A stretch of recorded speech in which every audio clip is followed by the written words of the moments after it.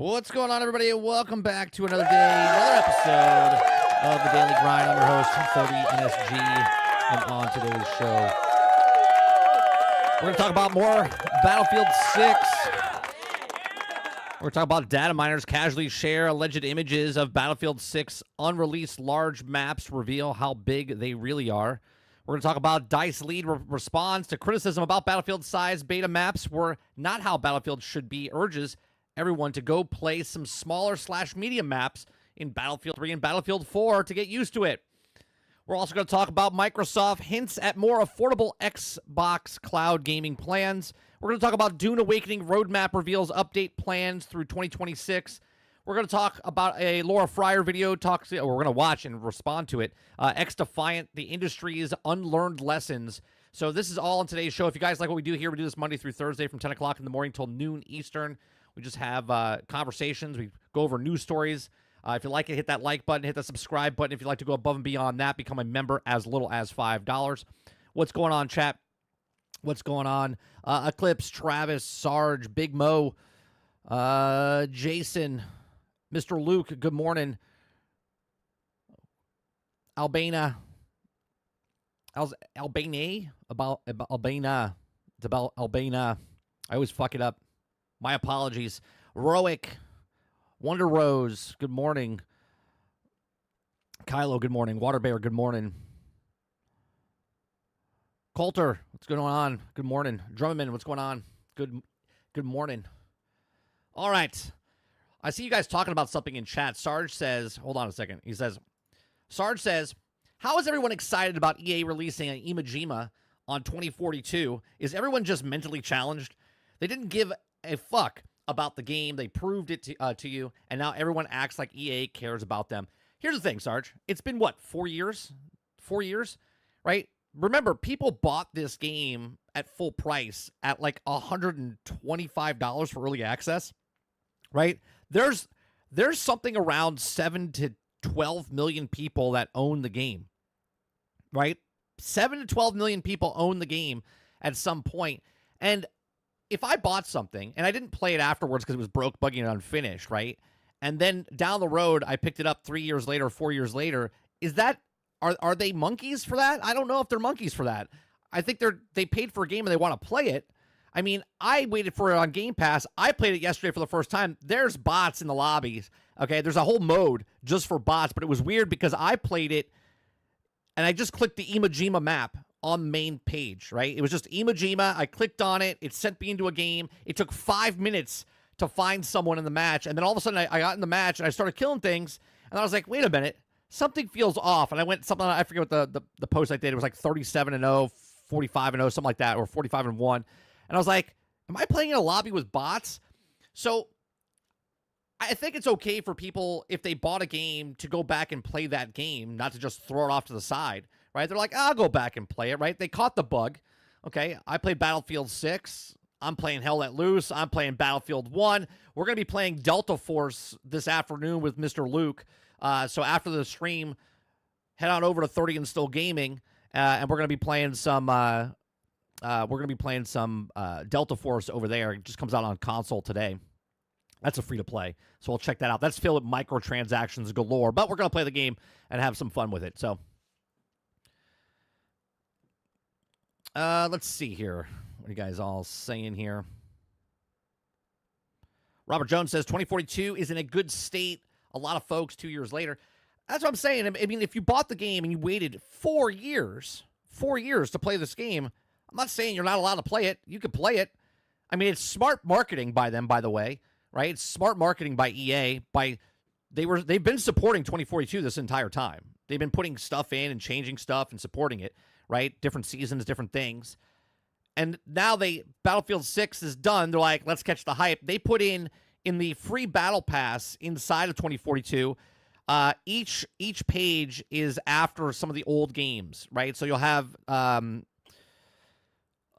trinkets, you'll have emotes, you'll have patterns, you'll have skins that were based on Battlefield 1, Battlefield 3, Battlefield 4, Hardline, with all the stuff going through, and sprinkled through that free pass is cosmetics for Battlefield 6, right? It's smart. All right. Oh, you thought this was like Assassin's Creed hat? No, no, it's not. It's not an Assassin's Creed hat.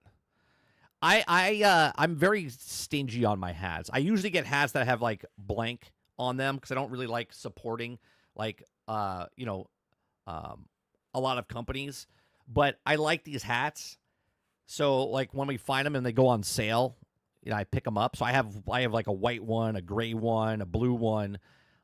Yeah. Yeah, it's a Volcom. Let's see here.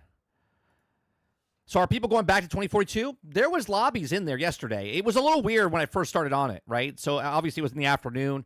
It took about 3 minutes to get into a lobby, but then I shut off crossplay. It took about 35 to 50 seconds to get into a lobby. I mean, look, I went back to play Battlefield 1. I went back to play Battlefield 5. I went back to play 2042. We're talking about a 9-year-old game, a 7-year-old game, and a 4-year-old game. Right? I'm playing Hell Let Loose that came out in 2017. You guys are talking about, that's another thing, actually. Let me scroll back up here. You guys are talking about Jason and Sarge are going back and forth a little bit about they're starving. Jason said, where is it? Yeah.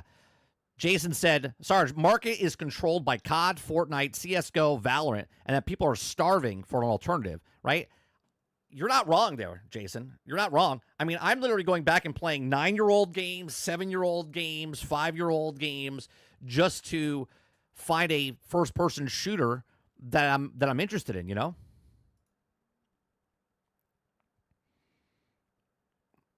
Let me see what else you guys are saying. It's 98 gigs, Jones. I'm downloading it right now. It's almost done. Right? 98 gigs for Delta Force. Eclipse says I'll be playing Delta Force. It has controller support on PC. What's going on, Argus?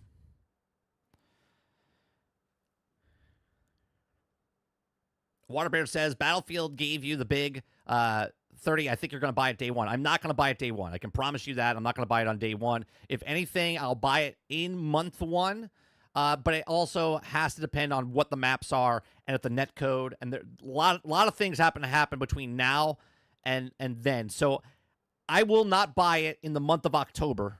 It'll be November-ish. And then even then, once I get to November, it might be I'll wait for a sale on Black Friday, depending on how the game sells and whatnot.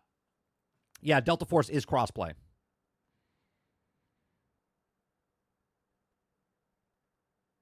Yeah, I'm not playing Battlefield 6 when it comes out.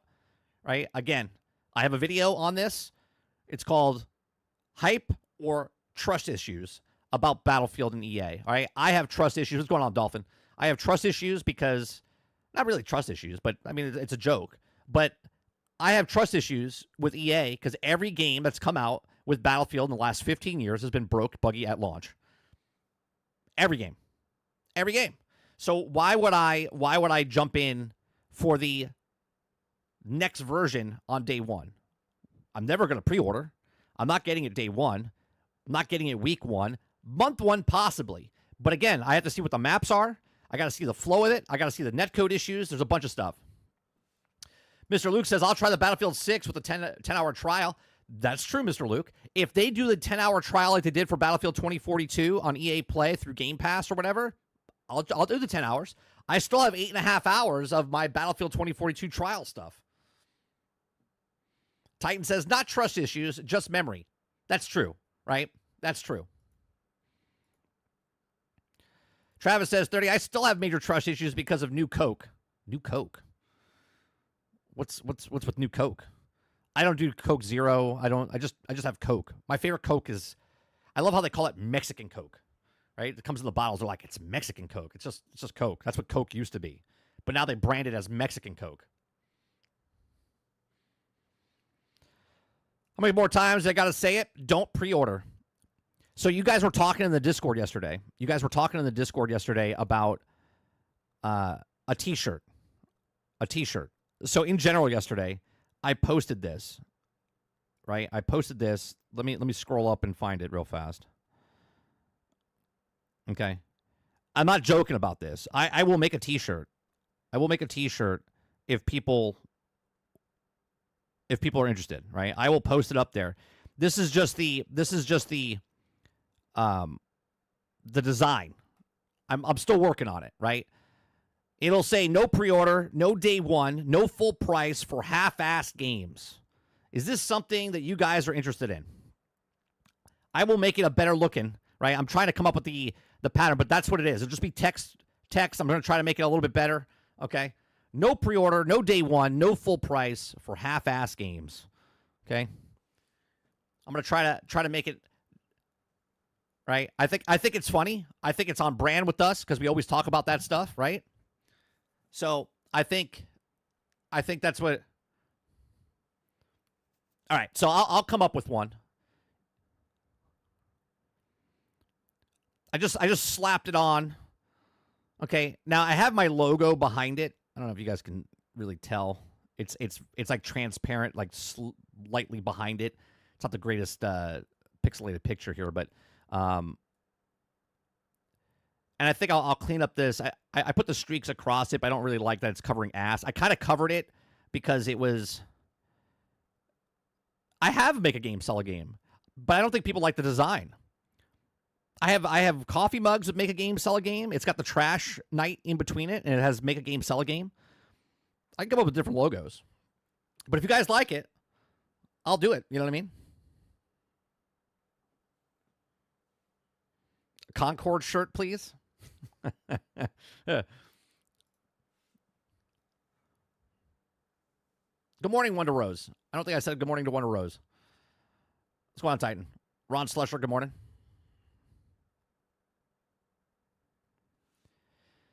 Gaming industry would die if 100% that becomes the motto. Oh, no pre-orders, no day one, but there'll always be, because there'll always be a brand new tissue when you pull the tissue out of the box, right? You know what I'm saying? You pull the tissue out of the box, and there's a new, fresh tissue there. That tissue doesn't know anything. They don't know about the industry. They don't know about the broken, buggy games. They don't understand that games come out unfinished. And they're like, I'm going to pre-order because I'm excited. There's always going to be a fresh tissue. El Dente, what's going on? I would make the shirt in both designs. One with covered ass and one without. Okay, we could do that. That's a simple fix. Yeah, don't get concorded. That's good. That's good. We could do something like that, Mo. I can come up with something like that. Make a shirt that says as relevant as Concord. These are good ideas. These are good ideas. You guys put these in the feedback section of our Discord. These are good ideas. Travis says, I got a shirt idea. Hear me out. Okay, I'm hearing you out. I'm listening.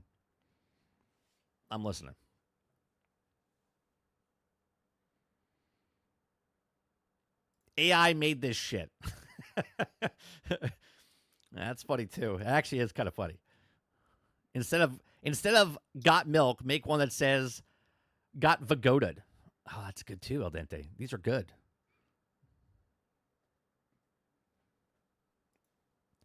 Titan says, I mention Concord daily.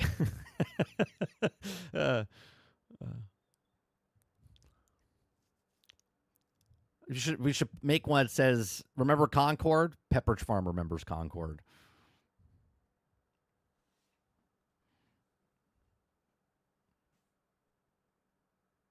I like the hats. I like the hats, Dolphin.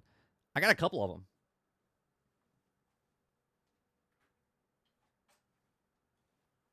I got like a gray one too. I don't know. I like the design. I like the logo, right? I like the logo.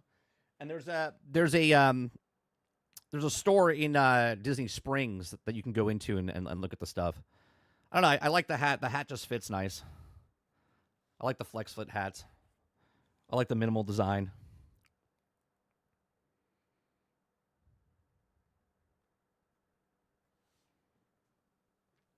El Dente's the new shirt idea guy. Hey, listen, I'm dead serious about this, right? I'm dead serious about this.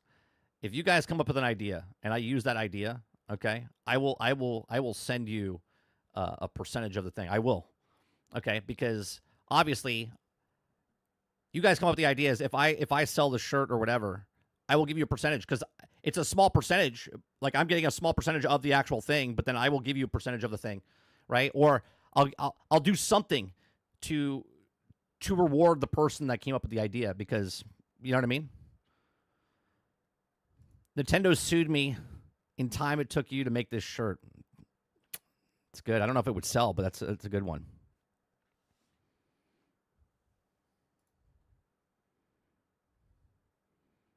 Mo says, nah, just send the shirt. I could do that too. I'd be more than happy to do that.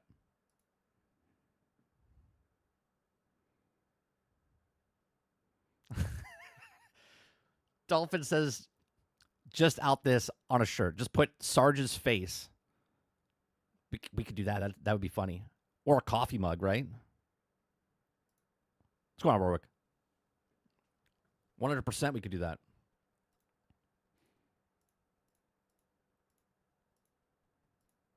So last night I played Hell Let Loose, right? I really like Hell Let Loose, right? Krebsy, it made me laugh because Krebsy's like, there's more shit going on in Battlefield 6 than what's going on in this game, right? I understand that Hell Let Loose is like a boring game to watch and stuff because it's not this like high energy action that happens. But I don't know, man. There's something about it. When you play that game, to me, it's like it's really fun, even though you're running and then you die, right? It's because I'm new back in it, even though I'm level 60 now, right? It's been a long time, but you have to understand the maps. You have to understand where the people are coming from. You have to understand, and it constantly changes like a chess match going on. That's why you have to always bring up your map and like know what the hell's going on, right? And the problem, it doesn't present well to people that are watching. But hear this out, okay? When I play games, usually I get the same people, 10, 12 people come out. Yesterday we hit 45 peak last night when we were playing Hell Let Loose. And what that tells me is there's people that are interested in that game. There's people that are interested in watching that game. There's people interested in either me playing that game. There's people interested in that game. Now, I don't know if it's because of the people that want, like Jason and Sarge were talking about, like people are hungry for this type of game, okay? But there is a diehard, dedicated fan base for games like that. I love those types of games, right? I love those types of games. I know, Luke. I wish, and this is why a lot of people play it on PC, because you could hear the audio through the PC. For some reason, Xbox, I don't know how to fix this, okay? I wonder if I get a cable, but see, then I wouldn't be able to talk. If I get a cable from the actual controller and plug it into the soundboard, you would be able to hear it coming from the controller into the system, and you would hear, but I wouldn't be able to talk, right? Yeah, clips, right? That channel, that's awesome, right? 45 peak in my other channel, which when you guys come, we only have like 10 or 12 usually watch me, and you guys are hardcore. I understand that the small base watches me regardless if I'm in the background or whatnot, but it's 10 or 12 that watch me, right? Even Sarge's like, we have to play a game that's more exciting. And I'm like, it's the same 10 or 12 people are watching. It's just me playing a game and they're watching the game or whatever, right? But last night, 45, I was like, I don't know if a splitter would work, but the comms is a big, big thing inside that game. If you could hear the constant talking, right? And it's not like this jibber jabber of stuff going on. It's constant orders being given. It's constant, guys over here, let's do this. And in between, right? In between, you'll hear people like bullshit and stuff like that, right? Hey, how's it going? Good. How's your day? Good, whatever. But it's like 245, sniper, tank over here, Panzer over here, right? Constant things. Hey, can you give me a supply drop here? Put a garrison up, right? It's just constant stuff happening. And I wish you guys could hear all that stuff happening. I don't know. I really like it. We're going to play a lot more of it. And as Battlefield has woken me up, per se, okay? Because you guys see me play games like, Snow Runners, okay? Roadcraft. I like playing like these types of games that slow, methodical type of games, right? I'm 47. I'm not young and sprite anymore. I like slowing the stuff down. I like more strategic type of stuff.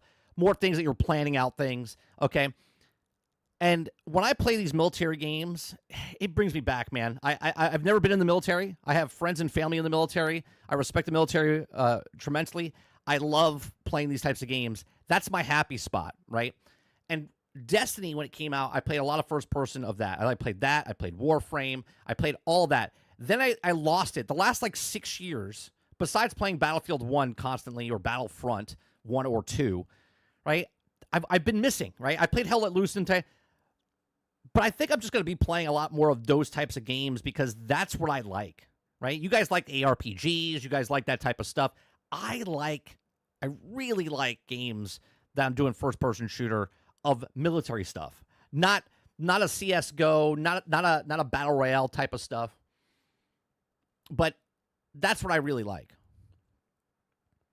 Oh, this weekend, my son, he's been bugging me. He's like, Dad, can you play Fortnite with me? Can you play Fortnite with me? Can you play Fortnite with me? I was like, I don't want to play. I don't like it. I don't want to play it. I don't want to play Battle Royale. I don't like it. Come on, just a couple matches. I was like, fine. We went in. We played the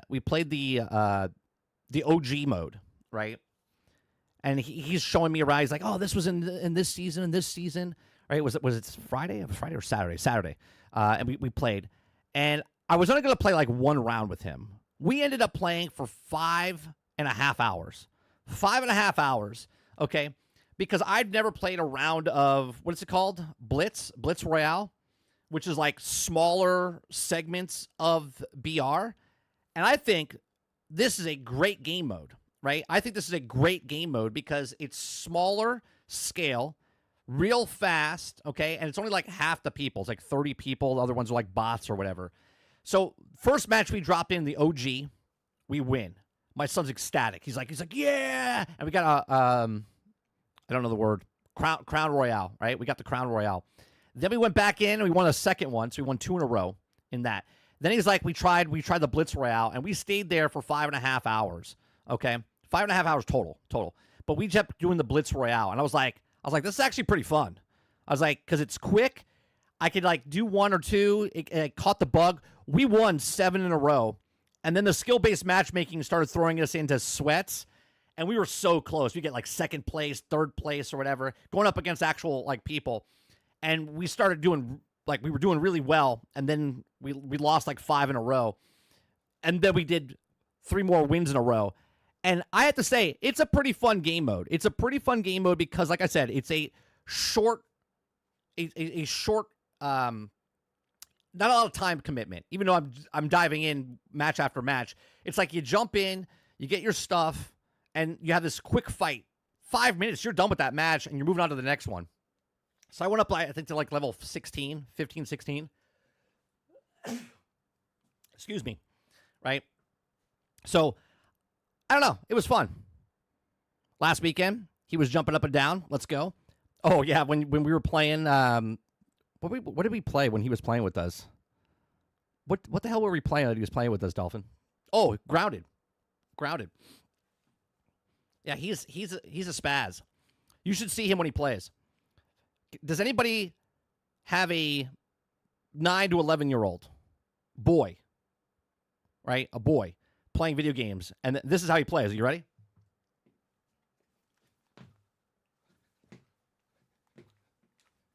I'm like, how the hell are you shooting people? And he is obliterating people, not just NPCs, right? Not just NPCs. He's doing sweats. Like, he is so freaking fast at getting a target. And I'm like, holy Christ. It's amazing. If he keeps going, if he keeps going, he's going to be really, really, really good. Yeah, but the way he jumps up and down, I'm like, I have no idea. It's a known fact. If you lean when you jump in the game, you will go further. I guess so. Tongue out. He's like, he's jumping all over the place.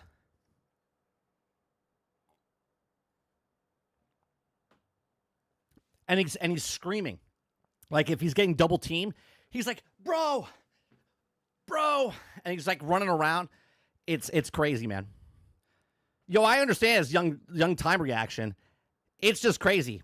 the how fast he gets in, and then he figured out you can double pump the shotgun again. But it's only a certain shotgun, and I couldn't tell you which one it is. Right? You can double pump the shotgun, and he just understands. He knows everything about the game, man. It's crazy. It's crazy. Uh-oh. Hold on a second.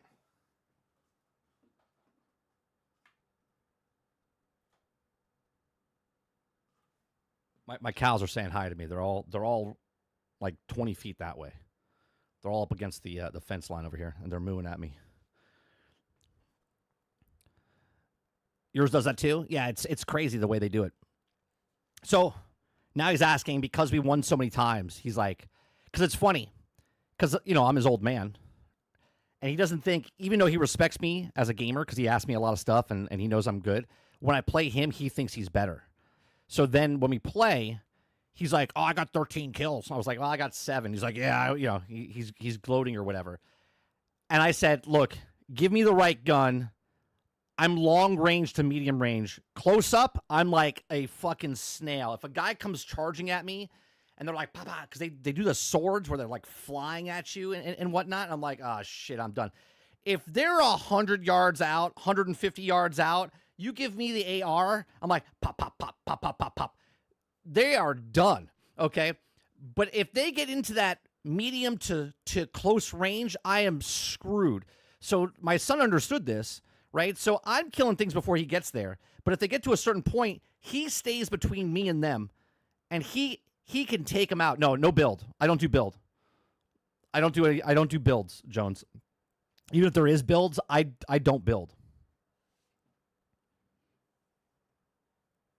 Dolphin says my son's always asking me, level me, bro. It's like, sit the fuck down, boy. Yeah. Until he performs you in the battlefield, it means he's still a grasshopper. Well, it's funny because he wants to play the games, but I won't let him play certain games. Like, I'm okay with guns in games, like with the cartoon stuff, but I don't want him to play a more realistic type of game. He watches me play like a Battlefield, or he'll watch me play games like that. Helldivers might be the first game that we go, but it's not against other people. It's just against like bugs and whatnot. So yeah, I don't do the thing. Maybe the cows are trying to tell me something. Yeah, feed me.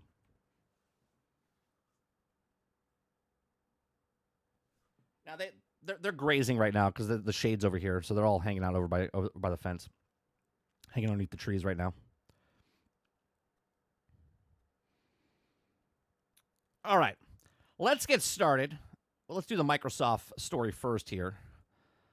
Yeah, but I've been playing a lot of Fortnite this past weekend.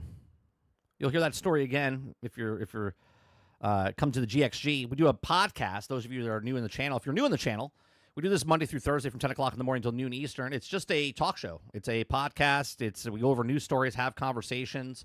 I talk about the games that I'm playing and whatnot. We talk to you guys. You're 100% part of the show. So if you're new, hit that like button, hit that subscribe button. Like I said, we do this from 10 o'clock in the morning until noon Eastern, Monday through Thursday. In the evenings, we play video games over on our other channel, 30 and Still Gaming. All the links are in the description down below. We also do a podcast on Thursday nights, which ends the week for me because I don't stream on Fridays, Saturdays, and Sundays. So on Thursday night, we do GXG, which is a podcast you can watch on Spotify, Anchor.fm. Any place you can hear a podcast or see a podcast, you can go there, right? And watch. We have 452 episodes, so check them out. If you like it, stick around, hang out, join the conversation. Appreciate it. Sarge says, hey, how much is a cow? You see that? The giant brush that they attach to the ground? Yeah, we have one. We have a couple things. There's ones that you can mount on the tree, right? You can mount on the tree. I don't know how much they cost, but we have one that mounts on the tree. Then we have one that we put between two poles, and then they go underneath it, and then it takes all the flies off their back. Then there's other ones that you put the pole in the ground. Yeah, they love it. They'll just find a tree, and they'll just scrub up against the tree. It's got to feel good. You know what I mean? When you get one of those back scratchers, and you're like, oh, that's basically it, man. So what time is the ONL? Was it Open Night Live? It's at 2 o'clock today. So as of right now, I will not be streaming it. We're going to be streaming with Mr. Luke Delta Force at like 12:45-ish to about 3 o'clock or 2:30, 2:45. It starts at 2 o'clock. It's supposed to be like an hour and stuff long, so I'm not going to stream it. One, I'm not going to stream it because they're just going to hit me. I didn't get clarification if I could stream it or not as a, and even when you do, they fucking demonetize me all the time anyway. So 2 o'clock, I'll probably watch it, but I won't be live. Well, I guess I will be live, but I won't be watching it on stream, if that makes sense. Because if it's past 3 o'clock, I gotta hard out at 3 o'clock because I gotta go pick up my son from school. So I don't want to like have the thing live and then all of a sudden now tomorrow the thing starts at like 9 o'clock in the morning as we do the morning show. Maybe we'll watch the past hour while we go live at 10 o'clock and watch some stuff. And obviously we could talk about the stuff because I'll know about the stuff. I won't watch it live today. Well, live on stream. We'll still be live at 2 o'clock on 30NSG, but I'll probably watch it off on the side screen as we're playing. Zia says it doesn't make sense. Explain it again. Doesn't make sense. What? Why I can't watch it? Well, you have to ask permission to co-stream it, and if you don't, they'll knock you for it, right? And even when I do ask for permission and get permission, they still knock me down. So it's like I show it, but then I can't monetize it afterwards anyway. They hit me with copyright claims, and when they hit me with copyright claims, it marks your channel, and I don't really like that. So that's why I'll just like delete it or get rid of it. Yeah, watch co, whatever. I'm excited. You know what I'm excited for? Hold on a second, because they, what's it called? Dustin posted this in the general yesterday. Right? I'm excited for this. Right? This is going to make you guys laugh, but this right here excites me. Where is it? Okay. I've been waiting for this game to come to Xbox for years. Okay. So Euro Truck Simulator and American Truck Simulator are coming to Xbox and PlayStation. Okay. I love playing this game. And the reason I can't play it on stream is because the computer and stuff is just not powerful enough to stream and stuff. It has problems when I just play games and stream on the same thing, right? So I'm super excited for American Truck Simulator to come to console. I've been playing this game for 9 years, off and on. I have like 300, 400 hours inside this game. I got like another 200 hours in Euro Truck Simulator. There's just something about it, man. I used to do a segment on Sundays for over the years called Sunday Night Drive with 30, and we would just drive, and it was like a road trip, right? On stream, as I'm driving, I was like bullshit and tell stories and stuff like that while I was driving. I love it. So they don't have an actual date yet, but this and Euro Truck Simulator, the developer came out and said it's coming to console. So it was about a month ago. I found it last night when I was doing some research. So it's coming. Now, I don't know if it's coming out this year, but it's definitely coming, and it's supposed to be at Gamescom. They're going to show some stuff off about it.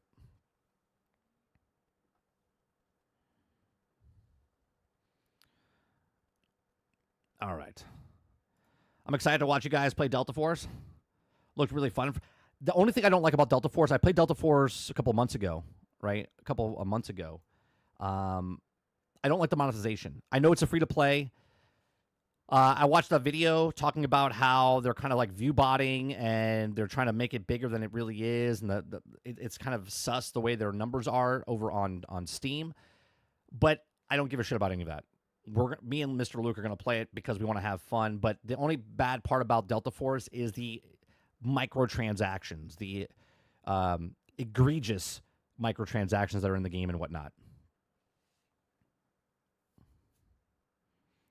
All right. Let's get to this first story here. If you guys like what I do here, we do this Monday through Thursday from 10 o'clock in the morning until noon Eastern. Hit that like button. Hit that subscribe button.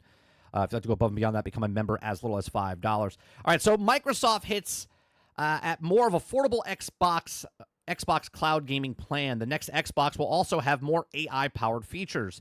Article comes from Tom Warren. He says, 2 years ago, we learned, thanks to FTC, that Microsoft is working on a separate dedicated version of Xbox Cloud Gaming. Microsoft Gaming CFO Tim Stewart then hinted. A few months later, there was also could be a free version of Xbox Cloud Gaming in exchange for ads. Now, Microsoft is hinting at making xCloud Gaming more affordable again. Now, Jason Ronald, Microsoft VP of Next Generation, has appeared on the company's official Xbox podcast today and discussed Xbox Cloud Gaming and Xbox Play Anywhere and Microsoft's next-gen chip partnership with AMD. At the moment, Xbox Cloud Gaming is only part of the Xbox Game Pass, meaning that you have to pay $20 a month to get access to xCloud. Okay? One of the things is that we see that there's a lot of players who use Game Pass Ultimate to access the cloud, whether that's primary a way to play or an additional way to play on the go, says Ronald. He says, I think, quote, I think for us, it really opens up the opportunity to make it much more affordable, and it makes it more accessible to players, whether that is going into a new region or new ways to actually access the Xbox Cloud.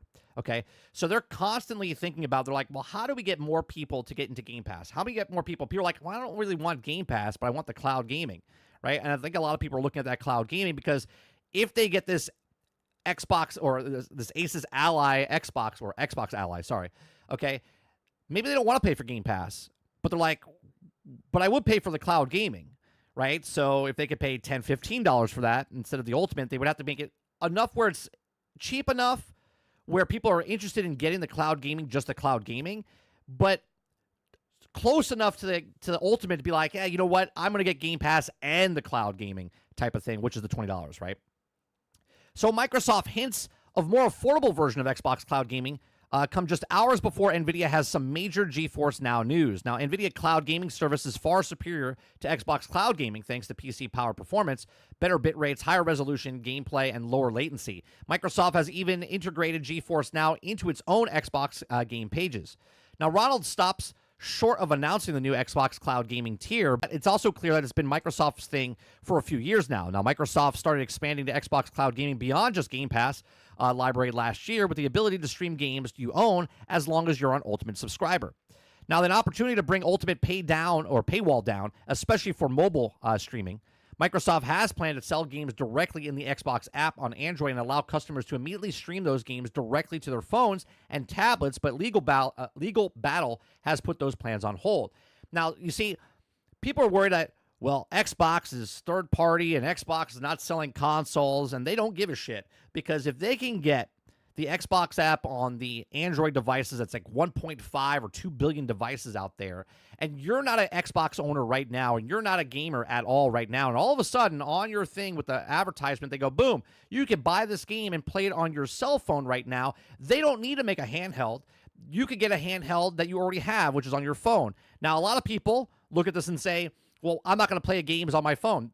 That's you because you own a console. You own a PC. There's millions and billions, and well, I should say millions and tens of millions and billions of people out there that do not own a console, do not own a PC, and they have a phone. And they're like, oh, wait a minute. I can play this? Like last night, okay, I never played Balatro before. I started playing Balatro on my mobile phone while I was laying in bed last night. I was like, this is pretty cool, right? I'm just streaming the game on my cell phone, okay, and started playing it. Didn't have to buy it off the App Store. I just played the Xbox version on my phone while I was laying down in bed. Okay, it was that simple. I didn't have to download anything else or do anything. I just hit the app, open up the store, start playing. It was fantastic. Okay, actually a pretty good game, by the way. Okay. He says there's an opportunity to bring Ultimate paywall down, especially with the mobile streaming. I already read that one. Okay, so Microsoft is currently preparing the next generation of Xbox Cloud Gaming alongside the next-gen Xbox console work. Together with the AMD, we're also designing dedicated silicon and hardware to enable the next generation of gaming experiences, says Ronald. He says, quote, we're investing deeply in the next generation of rendering technologies such as neural rendering, okay, which also brings a new level of quality of games that you're having. Okay, it says the next generation of Xbox hardware will likely see Xbox and Windows move even closer together alongside the choice of different stores for Xbox owners. It's also the opportunity for Microsoft to bring more AI-powered features to the next Xbox. I hate when they just say AI-powered because all of us are like, oh boy, AI, but we'll see how that gets implemented down the road. It says we're also investing in dedicated silicon and enabled next generation of AI capabilities. We're also will be transformative in how we actually experience your gameplay, says Ronald. Microsoft will start experimenting with some of these AI powered features on the upcoming Xbox Ally X device because it's a dedicated NPU chip, just like Microsoft's Copilot Plus PC. So there you go. So they're going to be trying to drop the price of just the cloud, right? Just to get another tier, I guess you could say. So you can get the gold is live now or whatever the hell it is. I forget what the lowest tier is, right? It's just Game Pass, right? It's just Game Pass. You can still buy gold, but gold gets transferred to Game Pass, and the Game Pass lower tier is like $10. It goes like $10. I think it's $12 on PC. Ultimate's like $15, and then Ultimate on consoles 20, right? So then this somewhere will be in between, like if it's cloud gaming, probably between like 15 and 20, I would assume, right? And then there's also people talking about the family plan, which will probably be like 25, which they've been rumored for the last couple of years, and we'll see what happens there. But yeah, that's the plan, right? That's the plan for Microsoft to make cloud gaming. Like, how do we do this? How do we get more people to come in, but don't want Ultimate with the 400 games on Game Pass, but they just want the games that they have that they own, but they also want to play it on the go. Well, there you go. Right, you can play it on your television, you can play it on your phone, you can play it on your computer, you can play it on your, whatever, cloud gaming, wherever you have a powered, good internet, you can also play it. Kraken says, I want Xbox Cloud Gaming on my landline phone. Maybe one day, Kraken, who knows? Waterbear says, Balatro Game of the Year. Balatro is actually really fun. Have you played it, Water? Have you played it? I've never played it before. Never played it. It's basically poker. And you're leveling up, right? So there's like cards that you unlock as you're playing. It dishes out, I think, 9 cards. Is it 9 cards? Yeah, I think it's 9 cards. You keep 5, okay? You keep 5, and you're trying to get the score past it. So it's like level 300, then 600, then 800. Then it goes to 1200, then it goes to 1600, then it goes to like 2000. And you're constantly trying to get the score with the higher suit. So you want 3 of a kind, full house. You're just playing poker, but you're trying to beat the score to go up to the next level, right? So it's sort of like a roguelike because you're going up in the level, and as you're getting money from it, you're using that money to unlock new cards to put into your deck, and then those deck gets built, and you use those cards to get farther along, and it's just this whole process. It's actually really fun. It's actually a really nice little loop that it does.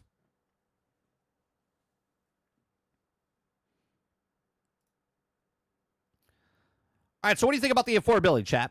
What do you guys think about the affordability of cloud gaming? What would it take you to go to cloud gaming, right? If maybe you're not a gamer, and it's a weird question to ask because I know every single person here is a gamer, okay? Obviously, you wouldn't be watching a gaming podcast, okay? But what do you think it would take? Like, let's look at significant others, right? You're a gamer, and because you're a gamer, you probably didn't marry a gamer. You probably married somebody that played games and then stopped playing games because, they just don't like games that way, right? Like my wife will she plays Fortnite with my son every once in a while. She'll play Mario Kart. She likes Mario Kart, Mario Party. She's a Nintendo girl. Okay, she likes that type of stuff. She even streamed Animal Crossing back in the day when it came out during the COVID period, okay? Like she actually streamed Animal Crossing on this channel. Okay, well, actually on my other channel. Okay, what would it take you to be like, you know what? Cloud gaming is it. Now, let's not even talk about Xbox cloud gaming. Let's just talk about like NVIDIA cloud gaming or Amazon cloud gaming. What would it take you to be like, hey, you know what?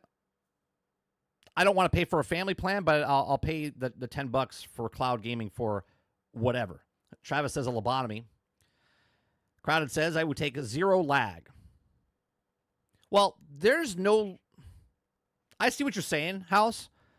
There's lag now with wired stuff when you play multiplayer games. Now, if you're playing, obviously, single-player games, you would hopefully there'll be no lags. Robert Jones says, what game is this? Balatro. I was talking about Balatro, Jones. Waterbear says, cloud gaming is a quick and convenient way to get a game without having to wait to download to finish. But the biggest gripe I have is it's depending upon your network connection.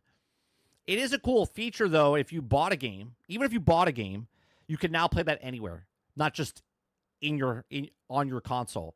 So, for instance, I'm trying to think of a brand new game, right? So let's say we'll talk Battlefield 6 or Borderlands 4, right? Borderlands 4 comes out, you buy the game on the console, And let's say you travel a lot and you don't have the time to bring your, but that game is now on the cloud. I don't know if it is, by the way. I'm just giving you an example. And now Borderlands 4 is on the cloud. You bought it, and now you can play it anywhere, right? You're in a hotel, log into the television set to your account, and boom, you can start playing that game in the hotel lobby or in the hotel without ever bringing your console or anything with you. It's pretty good. Robert Jones says, oh, Balatro, I have like 100 hours on it. Yeah, it's pretty good. I played it for the first time last night.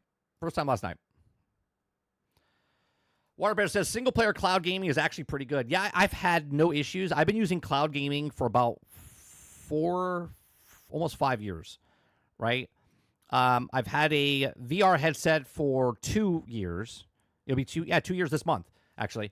2 years this month. And was it 2 years? Yeah, 2 years this month, right?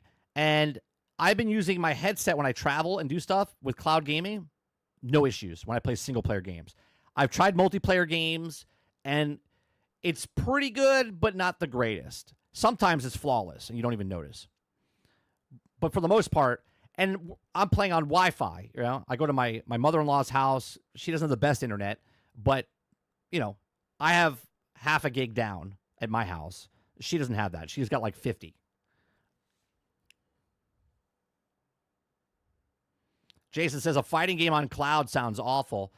Yeah, if you're playing up against somebody else, if you're playing like Injustice, Jason, where you're not playing against somebody else, it's fine. If you're playing against another person online, yeah, I don't recommend it. That's where the multiplayer stuff, I wouldn't recommend Wi-Fi because you're going to get hiccups and whatnot, and that's going to be a shitty experience. The question is, Jones, what would it take you, for instance, I mean, you're a gamer, so you would probably use the technology, but what do you think it would take for like a person that's a non-gamer to be like, cloud gaming, give it a shot? You know what I mean? Like if your wife or maybe kids that are not gamers, but they're like, oh, I like this game, but you don't want a dedicated console for them. You know what I mean? Because they're playing games, but they're not really. It's not worth buying another console. You know what I mean? So you're just playing on the television set. You're just playing on something that you already own, a cell phone, a laptop that you're not using, but now they can play those games on those devices. What would it take to get you to play, you know, over the Wi-Fi, over the not hotspot, but Travis says, yeah, but I could put 300 hours into the cloud gaming to realize it's shit. But it's not shit. You would know if your internet's shit, then you wouldn't get it, right? You wouldn't get cloud gaming if your thing is shit. Like, why would you pay the money and it be shit? Obviously, you're like, I'm not gonna resubscribe to this for the next month or whatever.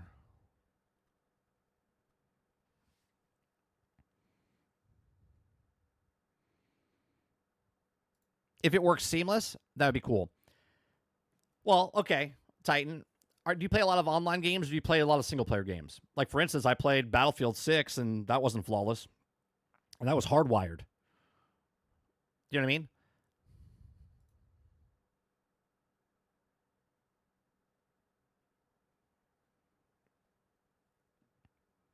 Mo says, cloud ain't bad at all. I play a lot of cloud, and I really haven't had major issues with it. Single-player games. If you're playing multiplayer games, it's hit or miss. Sometimes it's flawless. Other times it's horrendous. I played some PlayStation 3 stuff on the cloud, and it was fine. I've played not Overwatch, Marvel Rivals through the cloud. I played the first Ascendant for like, where was I? It was last year when we played it. I played literally, I want to say 30 hours of the first Ascendant through the cloud. I was blown away. I was like, this is crazy.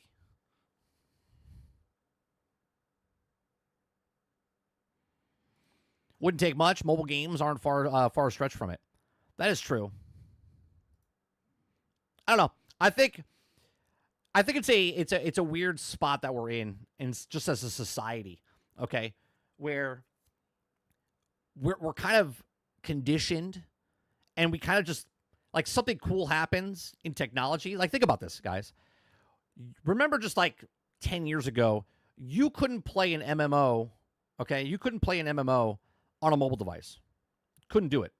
Didn't exist, right? If you wanted to play World of Warcraft on a mobile device, it didn't exist. They made, I forget what what's it called, Fire and Chaos, War and Chaos. I forget what the hell it was called.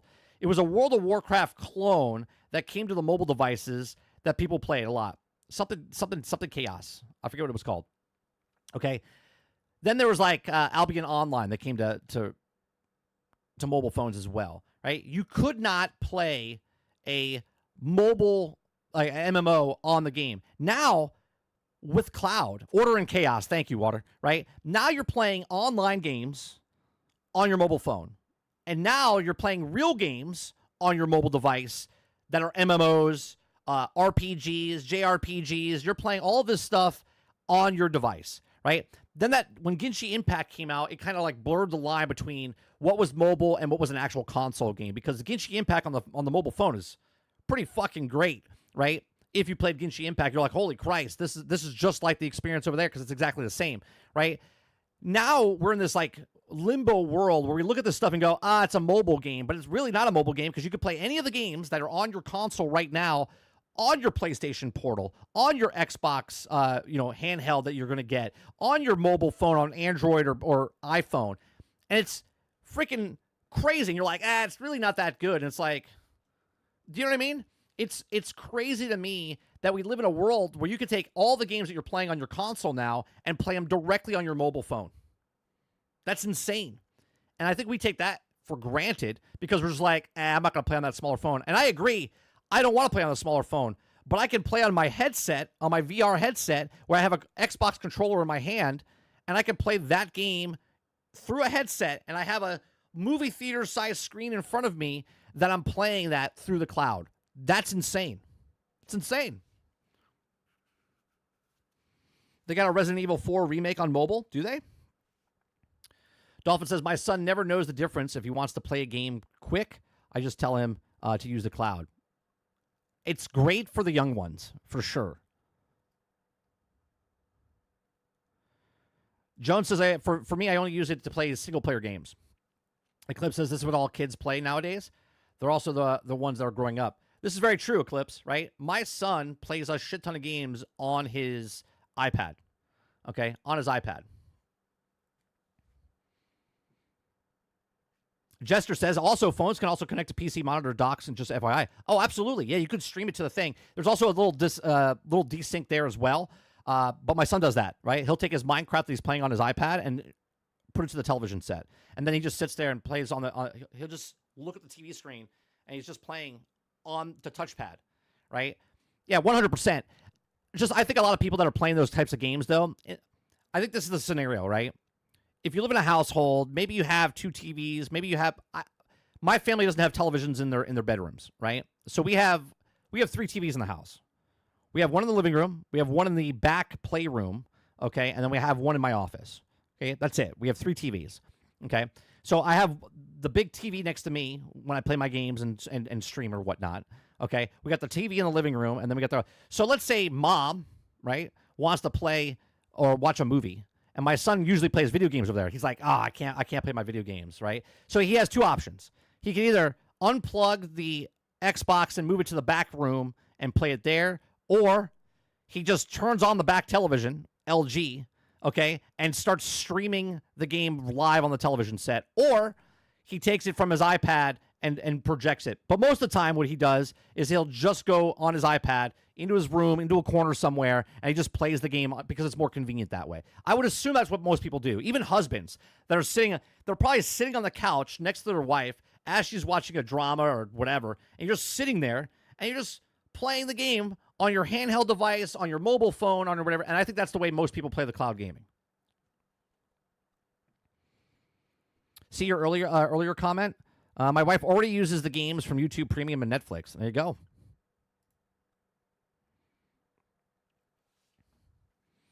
Crowded says, what's the NVIDIA cloud gaming called? I hear people swear by it. GeForce. GeForce is what it's called. It's actually really, really good.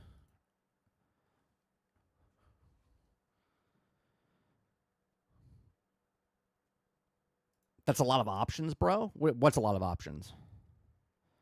Eclipse says, I had 2 TVs, pretty nice ones that I also never get used. It's hard to leave the PC having 2 monitors.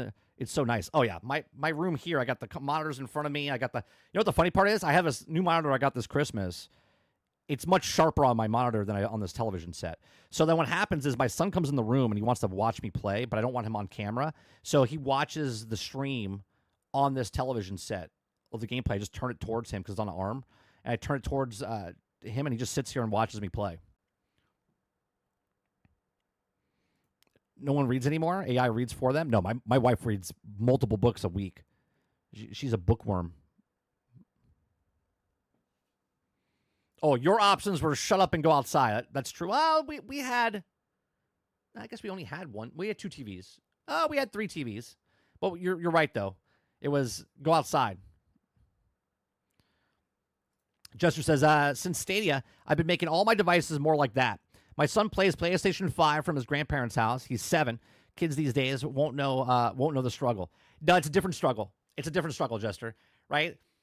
They'll remember by the time they're our age, they'll be like, oh, because we'll have some other technology, right? Everything will be like fiber optic and beamed from the thing, like laser speed, right? And they'll be like, back in my day, I had to pay Wi-Fi, and my Wi-Fi was only 500 gig. Meanwhile, when they're 40 years old, they'll be like, 5 gig down, 5 gig up type of thing. You know what I mean? They won't know the struggles that we had, but they'll have different struggles. Argus, what's going on, Argus? Says, yeah, GeForce Now, I have the highest tier, and I can play PC game on my work laptop with it. My laptop itself can't normally play any games. What is the price of that, Argus? Because I know that, I remember a couple of years ago, people were telling me if you don't have a computer that can run it, if you pay for GeForce Now, I can run from their thing on my computer for like $30. I thought, that's pretty expensive. That might be a thing, though. Like, if I can't play it, maybe I can rent GeForce Now and play it, but then there's, like, servers, isn't it? Otherwise, you're on a queue. You only can play a certain amount of hours per month.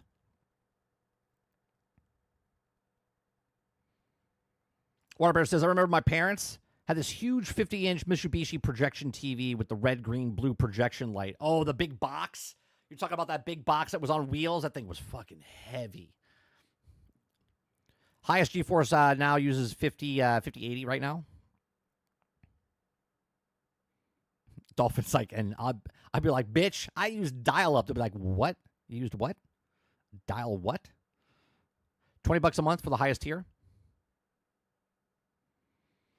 5 gig up and down is not a struggle. No. I'm saying when they're our age, they'll have 5 gig up, 5 gig down. That's not a struggle. They would say the struggle is back in my day. I remember having Wi-Fi, and it was only 500 gig or half a gig. Like, oh my God, how did you play on half a gig? How did you play on it? Dark Taco says, I was grandfathered in before they gave us the highest RTX 400 series. Oh, you were grandfathered in. So my GeForce Now is only $15. Oh, nice. So as long as you keep that, you're at $15. You can never cancel. They're like, we'll break him. We will break him. As a premium, it's max $20 a month. Oh, wow. Maybe I'll do that. Maybe instead of, before I buy a new computer, maybe I'll try GeForce Now a little bit. Play games that I can't normally play. Kraken says, I bought an old monitor this past week, and I'm obsessed. If you want a nice bump in quality without buying a new console or GPU, get an OLED monitor, boys. There you go. There's a tip. Waterbear says, speaking of dial-up, did you know that AOL is just now getting rid of their dial-up service? I heard that like 2 weeks ago. Was it a week ago? 2 weeks ago? It's about a decade old now. But I remember one time, I went to visit my mom, and she was having problems with her AOL account, right? And she's like, I can't get on my AOL account. And I was like, I'm sorry, your what? She's like, my AOL account. I was like, you're still using AOL? And she's like, well, yeah, it's my email. And I'm like, you're paying for it? Because it was free. And AOL was really nice, right? Unlike GeForce Now that grandfathered Dark Taco into their thing, AOL grandfathered my mom into still giving money, okay? Even though you didn't need to pay anymore. And I was like, you need to cancel this shit right now. Like, you don't need to pay AOL to have an email, okay? And that was like 10 years ago. Think about how many people they're taking advantage of that still pay for AOL.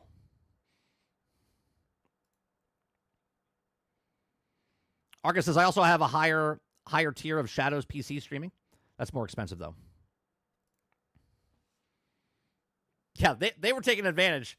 They grandfathered her in, Taco. They grandfathered her in. They're like, we're going to let you keep paying the $10 a month for our service that you don't need to pay for anymore. I was like, what the hell?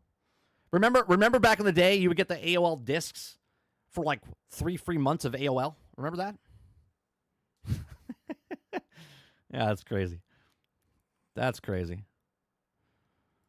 All right, let's get into the next topics here. If you guys like what I do, we do this Monday through Thursday from 10 o'clock in the morning until noon Eastern. We just talk about gaming news, have conversations. If you like it, hit that like button, hit that subscribe button. If you'd like to go above and beyond that, become a member as little as $5. Travis says, so AOL equals online QVC. Sort of, yeah.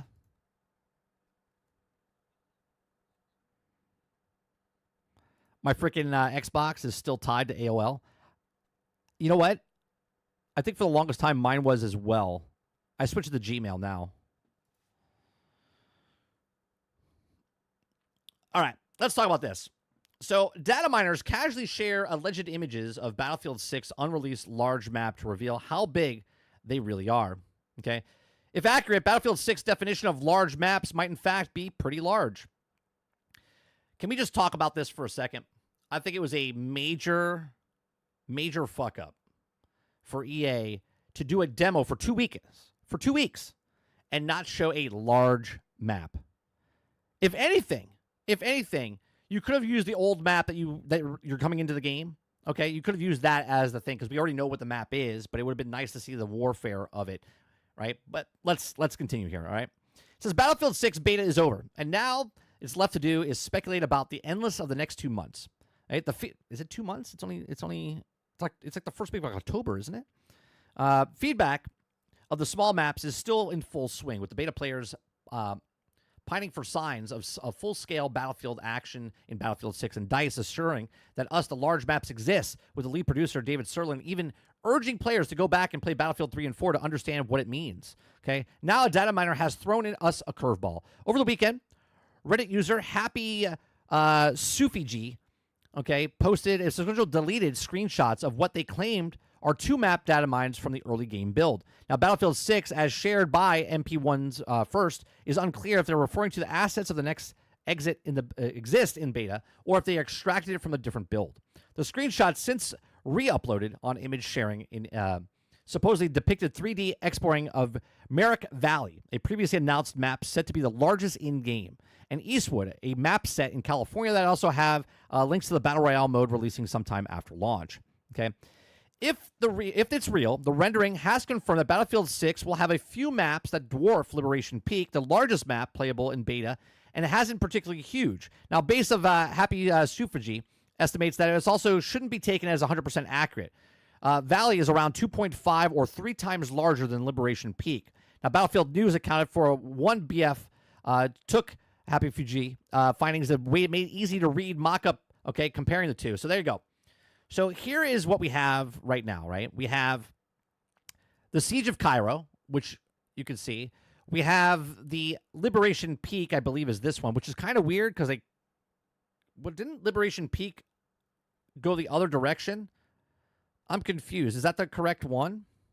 Oh, this is Eastwood. Okay, supposedly one of the upcoming live service maps. So the blue is Eastwood. Okay, Eastwood. And then this one, is Merrick Valley, which is a map, right? If you ask me, I have no problem with the Siege of Cairo, the size it is. But I think maps like that should be a smaller version of a larger map of Siege of Cairo. You see what I'm saying?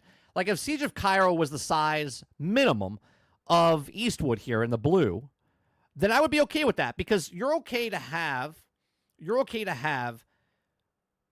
high infantry areas. So for instance, if you played rush mode on the maps that we had, it even shrinks the thing even smaller. Okay. There's a video I watched yesterday. You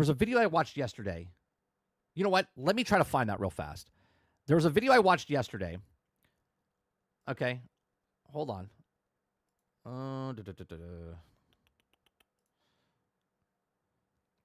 I watched it yesterday, and he went over the actual maps and showed what the problem with rush mode was. Okay, and the problem with rush mode is that they were tiny maps. They were tinier maps than what the maps that we actually were playing on originally in the game. So you have the maps that you're playing on Siege of Cairo, but then when you play the rush mode on Siege of Cairo, it was like 10 times smaller, right? So let me see if I can find this real fast. Let's see. We have the rush of Game Changer. Remember this. Here's the rush problem. Here it is. Okay, we have the rush problem. Where the hell did it go? It just vanished. It just vanished. All right, here it is.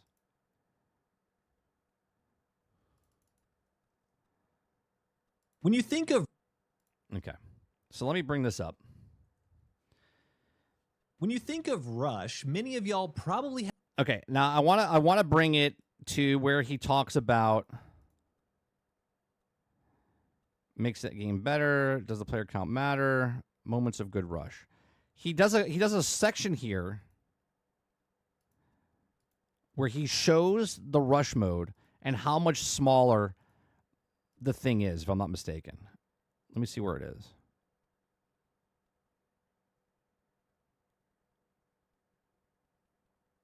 Is this it right here? Yeah. Buildings that actually open up the map. Okay, so let's back up a little bit here. Yeah, so let's look at it here. This is the map, okay? Smallest map, and Empire watch how State, and we small this overlay gets. the Rush sectors onto the Conquest map. You can see that we can't even play on half of the normal playable area. Okay, so this is the normal map on Conquest, okay? But in Rush mode, they've shrunk it down even more, okay? So the reason I'm bringing this up is how the regular map should be. So if we go back to this right here, and we look at this, so in my head, the map should be gigantic, okay? And then when you play certain things, it should shrink it down from there. So for instance, let's say Cairo was about the size of the blue one, which is Eastwood. And then when you played the Rush mode, it shrunk down to what Siege of Cairo is. But the problem is they're shrinking the smaller maps of what we already have into smaller chunks of the actual thing. Area. This removes many flanking routes and all that verticality in the buildings that actually opened up the map and made it So this is the reason that Rush mode doesn't feel great. feel so much larger than it really was. Without all this extra space to move around, the entire experience playing Rush feels very claustrophobic for both defenders and attackers. You're constantly pushed into the same path to the objective over and over again. But this isn't just an Empire State. Right? So then this is the Cairo map. Now watch the Cairo map. You see how big the Cairo map is, right? Now watch the Rush mode. Problem. If we take a look at Siege of Cairo, half of the city is just removed. Yeah. So that's it. Like you're removing half of the map for Rush mode. Which kind of like, I understand what they're trying to do. They're trying to push you in to do it. And this is why people are like, this is why it feels like Call of Duty, right? They're not saying like the game feels like Call of Duty. They're saying that the close combat, it's Call of Duty-ish, right? People are calling it, what's the thing? They're calling it Battle Yard or whatever. Call of Battle Yard or Battle Yard of Duty, okay? Like, because they're shrinking down the maps that were already tiny into tinier maps.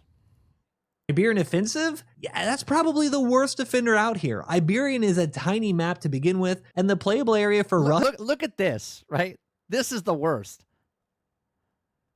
Right? And this is actually a pretty good map. For a small map, this is a pretty good map, design-wise. At least for Conquest, right? But for Rush mode, it's absolutely horrendous. Rush is about 40% of what it is in Conquest. That makes no sense to me. Now, Liberation Peak is a bit better and gives... Liberation Peak gets cut off, okay? Liberation Peak gets cut off, and they cut off like C here, so there's no flanking around or anything like that. The attackers a tank, but there are still weird design choices like removing this little cliffside flank on the north side. So not only did they neuter you for the amount of players, right, because it's 12v12, but they neutered the actual size of the actual landscape, so they could make it bigger.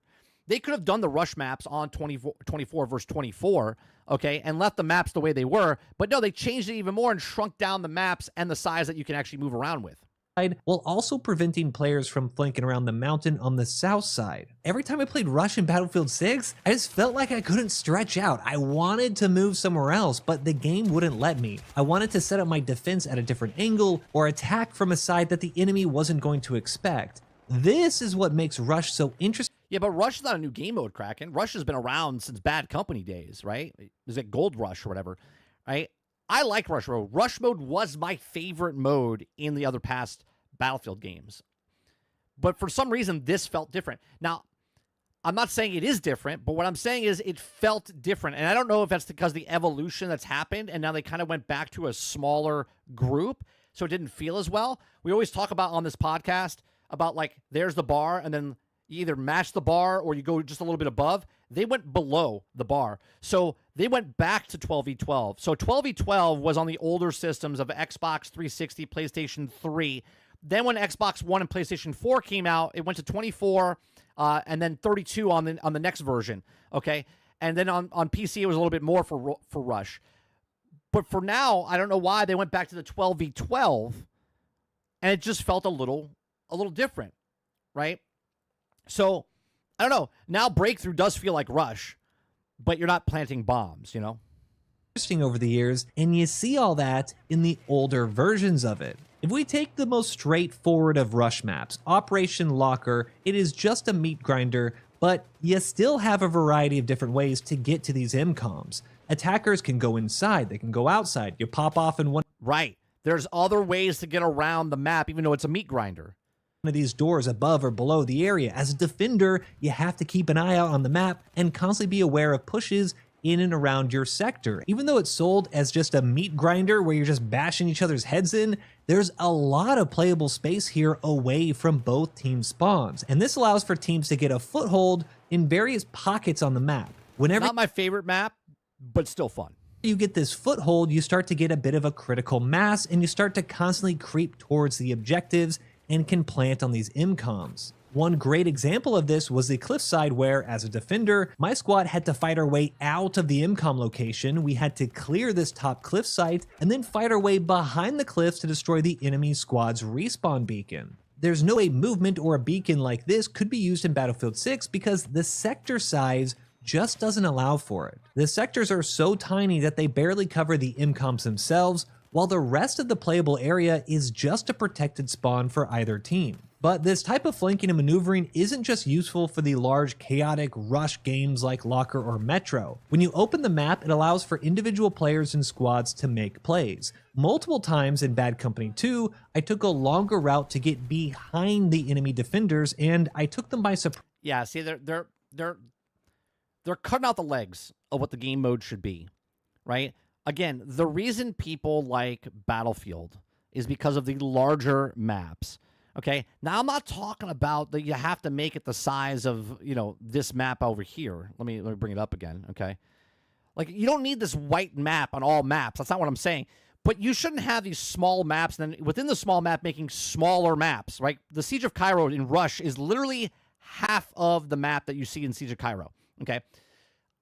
I think that if you had a map like Eastwood or like Valley, okay, you could have moments inside here where if you're just an infantry guy, there's a city within these places that you go into, sort of like when we played yesterday. We played Hell Let Loose yesterday.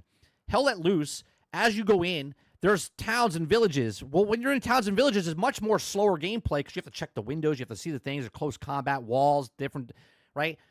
That's what they could do in these types of things. You give us a big giant map, and then there's infantry-controlled spaces, okay? And if you want to force people to go there, then give a reason to have, like, if you take over the point inside, again, let's say Siege of Cairo was this a giant blue map instead of this red one, okay? And then the town of Cairo is in the middle of this map like this, and everything on the outskirts is just open lands and whatnot. Well, then, if you own the middle part of Siege of Cairo, okay, then you would get, like, the helicopter, or you would get the tank or something. You know what I'm saying? Like, give a reason why people want to control that point to force them down there, okay? While other people that are still in the air, on the ground, Jeep warfare, tank warfare, helicopter warfare, jet warfare, They're flying all over the place. Give a reason for people to have that instead of cutting the legs off and being like, yeah, no, we're going to have infantry because this is what infantry is. When you do that, you make it feel like, now I get it, there's infantry on the last Battlefield games, always has been. My complaint's not that. My complaint is you're shrinking the maps down and then cutting those maps in half for rush mode. I personally think the smallest map should be like this, and then within that map, for certain game modes, if you're playing Conquest, if you're playing Breakthrough, if you're playing Rush, you can adjust that as is.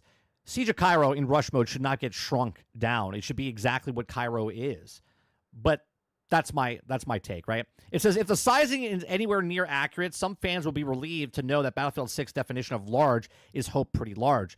That said, Merrick Valley won't be an outlier of the terms of scale. Battlefield is the best when the full suite of vehicles, jeeps, tanks, helicopters, and jets have plenty of room to breathe, and yet only a few maps will support them at launch. Now, this is another problem why I wouldn't buy the game at launch, okay? So Battlefield 3, Battlefield 4 had a lot of DLCs that came out afterwards, okay? So if you bought it at day one, like I did back in the day, okay, you had, I want to say it was 10, 11 maps. We looked it up. I think it was 11 maps, and then later got more maps with the DLCs, like 3 new maps, 4 new maps in each DLC, and there was like 3 DLCs, okay? So you had like 17 maps total, 19 maps total at the end of it, okay?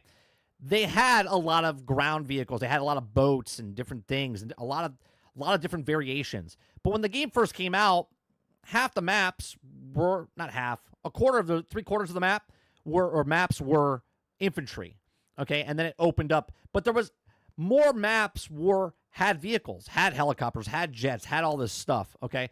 Where the newer ones in Battlefield have less, right? Are you talking about the original Battlefield 1942? 1942 had the most maps, right? Had the most maps. Then it got shrunk down more and more and more as they went, okay? But the problem is, okay, great. Let's say Valley is the biggest map and Eastwood is this medium map, right? If there's only 9 maps in the game at launch and you already played 5 of them, right? You already played, right? 4 maps. You played 4 maps, okay? Empire State, I forget the other one, the other city one. You played Cairo and you played Peak, okay? You played 4. There's only 5 maps remaining. And if 2 of them are large maps and 2 of them are medium maps, you're still missing, right, a large portion of maps. So me personally, I'm not telling you how to spend your money, but I'm not going to pay full price for 9 maps. I'll wait. I'll wait for the game to be on discount, so I'm paying $60 or $50 for 9 maps or $40 for 9 maps. And then they add the DLC later and add more maps to it because they said they have 15 maps, but I'm assuming 15 maps by the end of year 1, okay? And are they going to go more towards the larger maps? Are they even going to support it after a while, after Battle Royale comes out? I don't know, right? So let's go with DICE lead responds with criticism that Battlefield 6 beta maps were not how Battlefield should be, urges everyone to go play some smaller/medium maps in Battlefield 3 and 4 to get good example of intensity curve. Okay. He says, by the reasonable metric, Battlefield 6 beta was a resounding hit. Okay. A resounding hit. Not only did Battlefield 6 already very fun based on the handful of maps and modes that we also got our hands on, but the 2-weekend playtest period broke records of Sirius on Steam. That doesn't mean anything to me as a player, by the way. That means absolutely nothing. You could tell me it's the greatest game in the world. It's the most played game ever. Means nothing to me. If I enjoyed it, I enjoyed it. If I didn't, I didn't. Right? The beta would down this morning with players clamoring for October 10th launch day, but not without reservations amongst longtime fans. The loudest criticism surrounded the map size. The beta lacked a truly big map that captured classics of Battlefield chaos. Okay, hell, even 2042 had a large map during the beta. Okay, which they did shrink after the game came out. Okay. DICE lead producer David Sirlin has been on the one of the field these complaints over the last few weeks after the first beta weekend. Sirlin assured folks that the large maps exist in Battlefield 6, but the studio chose to test small ones to show how it could be handled in the full octane chaos of Call of Duty. And this is, I think, a fundamental problem, right? Now, is that his words or their words? Okay. But the studio chose to test small ones to show it could handle the full octane chaos of COD. And I wouldn't want my game to be considered be compared to COD. I wouldn't. I mean, they're comparing it because it's a military shooter, but I wouldn't want it to be compared to COD. Be like, yeah, we want the chaos to be like COD. No, thank you. Okay, we want to be Battlefield, but that's just me. Okay. Then, well, it added yet another small map in the weekend, too, reinforcing concerns that the full map pool of 9 will prioritize COD run and gun over Battlefield traditional space-out firefights. Now, that's not how Battlefield should be, ex-user Blast for Satan replied to Serlin on August 15th. Listen to the veteran players, not the COD fanboys. And at a point, I believe I'm with Blast right now, right? You want to listen to the guys that have been supporting this game for years and years and years. We've been here, tried and true, no matter what you put out. And yet now you're listening to the other guys that have never played your game before or trying to change it towards what the other game is, even though there's a mass exodus happening over on that other game. This is all your last chance, already looking at a little too much like the other game in the room. Okay. Returning to the thread days later, replied Serlin, to reaffirm that Battlefield 6 pacing is on the same trajectory as the games the most inspired by Battlefield 3 and 4. Okay. We're very much looking back at the past modern incarnations and will come to pacing. I urge everyone to go and play smaller/medium maps in Battlefield 3 and 4 to get a good example of intensity curve. Serlin wrote, if it's as slower or deliberate over larger maps as it was in the past. Okay, it's true that the close quarters or high-intensity maps are nothing new in the series of Battlefield 3 and 4. Had loads of smaller, linear, meat-grinding maps of folks, right? And I think a lot of people also forget that those maps, like, they had the beta of Metro. That was the beta, right? The beta was Metro. And people liked it when they first played it, but then when the game came out, nobody wanted to touch Metro again. They were tired of Metro. They're like, nah, I'm good. Right? A lot of people, when Metro came in the rotation, because they played the beta so much and the demo so much, because that's what they used, they're like, I don't want to play Metro again because they didn't like it. Now, sure, was it popular? Was it a meme? Yes. But a lot of people didn't want to play that, and they went to go play other maps, or they would get out of the rotation when Metro showed up. It says, I remember the disappointment when only map available in 2011 Battlefield console beta, PC version got an extra large map, was Operation Metro, a cramped trek through grass of tunnels that was also unfriendly to vehicles. Okay. At the time, I thought Battlefield 3 didn't feel much like Battlefield, but I warmed up to the launch after playing Caspian Border, a wide valley, rolling hills, military compounds, jet runaways, and also checked very Battlefield box. Still, Sterling repeatedly saying large maps exist and pointing to a 14-year-old game to proof doesn't inspire much confidence. Exactly, right? You're telling us that, yeah, go check out these old games because that's how it's going to be over here, but you should have just showed one large map. You should have showed a smaller map and a large map to convince, yes, we have smaller maps, and guess what? All you had to do was like one large map for the last 2 days of this weekend. Like on Saturday, because it was Thursday, Friday, Saturday, Sunday. Saturday, you could have came out and said, this Saturday, play this big map. Look at what it is, right? Look at this large map. Have confidence in it. I don't have confidence. And even if the confidence is the greatest map ever created, there's one of them, right? There's one large map. Maybe two large maps. Maybe it's a medium or a media large, okay? So, Serlin repeatedly saying large maps exist, okay? 14-year-old inspired no confidence. If a large map were focused on Battlefield 6, you'd think they'd know what to look like by now. If a reasonable conclude that Battlefield 6 beta was Beta Studios' debut, primary identity of the game, pretty destructible maps, cramped gunfights, and sometimes vehicles. Here's another thing I would have thought, right? If you wanted to show a power move to be like, look, we have these small maps. The first weekend you played these three maps. This second weekend we showed you this giant map. Fantastic. Then people would have been like, yes, this is what we want. But that's not what they're doing, right? They said, oh, no, trust me, bro. Let's just go back. Instead of comparing this game to a 14-year-old game, let's compare this game to the game that just came out 4 years ago, which was 2042. 2042, where they showed us these large, gigantic maps, okay? And when you played these maps, they went, remember, 128 players on the map. Sorry, that's not happening anymore, okay? And then 128 players, now they took the giant map and they cut off the bottom half of that map because they're like, it's too big. It wasn't too big because the player base didn't like it. It was too big because they didn't put anything on it. They had zero cover. People were running across open fields going, why is there no cover here? Why is this happening? And then they went back and fixed the 8 maps over the next year and a half to get those maps that came out with the game that were large but were shitty because they didn't have anything covering. There was no cover fire. You were in just open giant maps, and everyone's like, well, great, you got the big map part, but you forgot to make the actual map be beneficial to the people on the map. They're like, this sucks because there's no cover. If you played Battlefield 2042 at launch and you played it yesterday, completely changed, okay? Even 2 years later, it completely changed.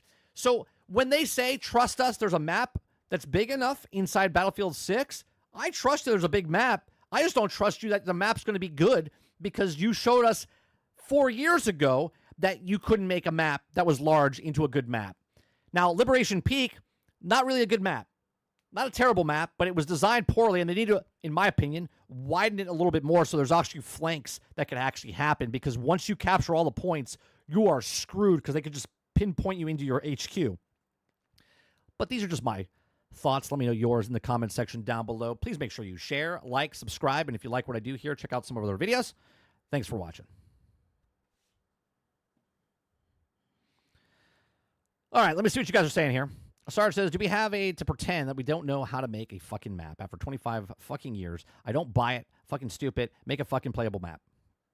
Kraken says, I don't mind the new play style, but the smaller maps is a huge turnoff for me. Titan says, I'm on a theory that smaller maps are easier to make. Release the game earlier.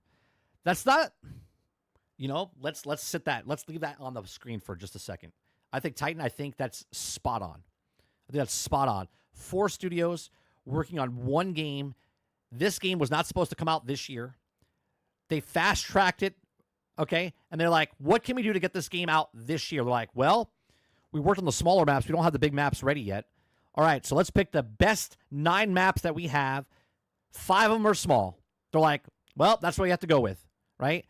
I think you're on to something here. I think 100%. Again, we don't know for sure, but this sounds like something that let's get out the door. Let's get the small maps out the door.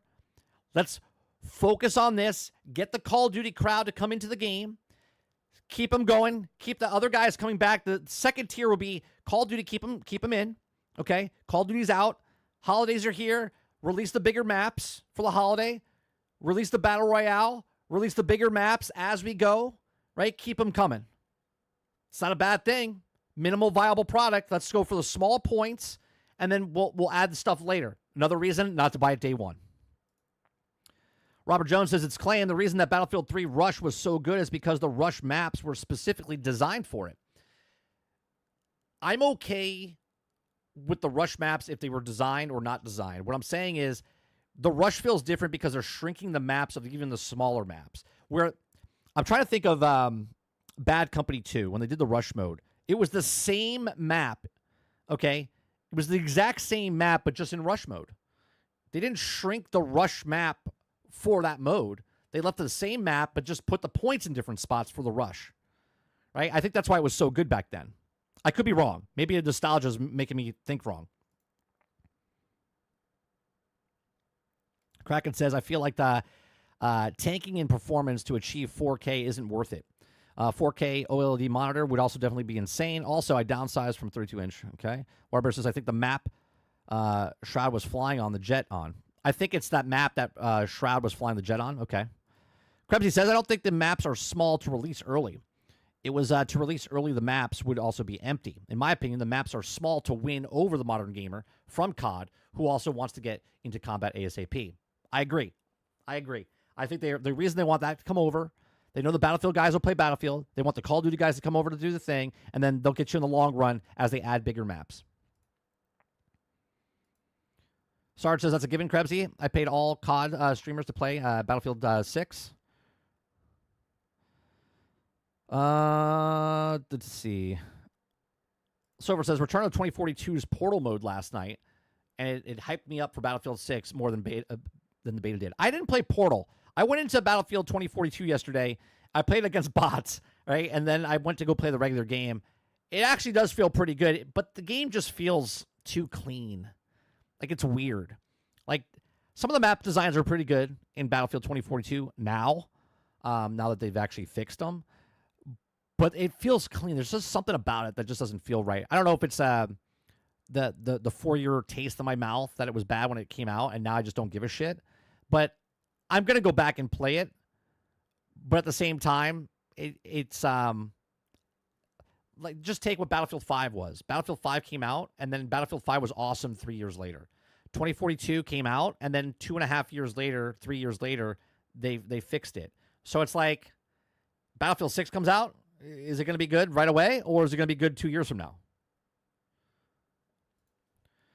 Sarge says, we know the other maps are we know the maps, you douchebag. We played them all. We know how the maps are belong in Battlefield. Let's see here. Titan says it's going to be one brand new large map out 9, isn't it? Yeah. Waterbear says, trust me, bro. Krebsy says, astounding to EA, the largest map will be Merrick Valley. Or according to EA, astounding. I'm okay. Silver says, I agree. Siege of Cairo shouldn't have been half of the full Cairo map. At the best, at the rest being the desert outskirts and the city, also the tank and jet plane. That's what I'm saying. Like, just expand the maps out.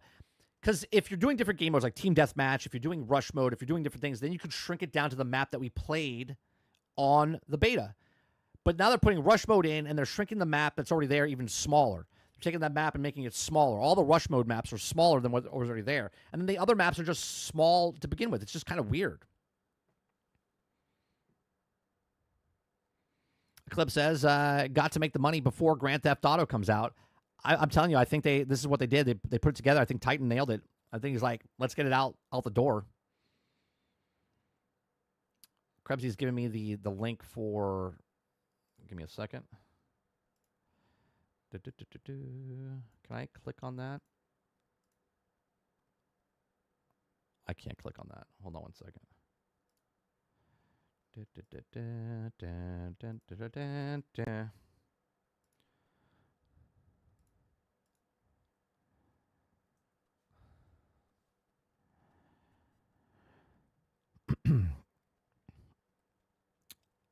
Siege of Cairo, okay. Iberian Offense. That's a pretty good map. Still a little too small. Liberation Peak, I think Liberation Peak should be the default map, if that makes sense. Right? You know what I'm saying? Like, I think the Liberation Peak is a good size map. They just need to stretch out the HQ and not funnel it in where you're getting pinned in. Empire State, I know a lot of people like it. I like the verticality of it. Don't like the width and size of it. I think they should make it bigger. Operation Firestorm, we already know what it is. It's a great map. Operation Firestorm is a fantastic map. Okay? Saints Quarter. Okay? And here's another thing I don't actually like. Operation Firestorm, that's a map that you already have, that you already played. Like, they could have made a different map. They could have made a brand new map, but instead they're like, we're going to put Operation Firestorm in the game. That way, it saves us time. Do you know what I mean? Saints Quarters looks like an interesting map. It's a medium-sized map, I believe. This is also like a medium-esque type of map. Merrick Valley is going to be the largest map that they have. Manhattan Bridge, again, is a small map. So, I don't know. We'll see. We'll see when it comes. Eclipse says, this is why I can't play the game. It's too colorful, clean. Yeah, it's just weird. I can't wait to PTFO.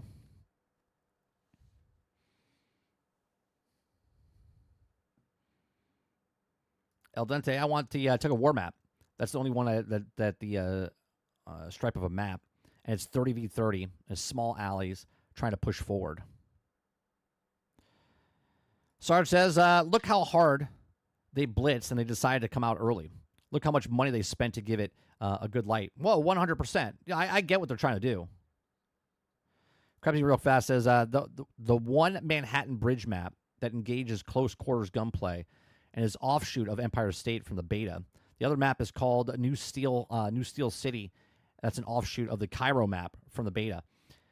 So that one is a offshoot from Cairo. So the Cairo is next to that one. So it really was one big map, but they shrunk it down to 2 separate maps. Is that what we're saying?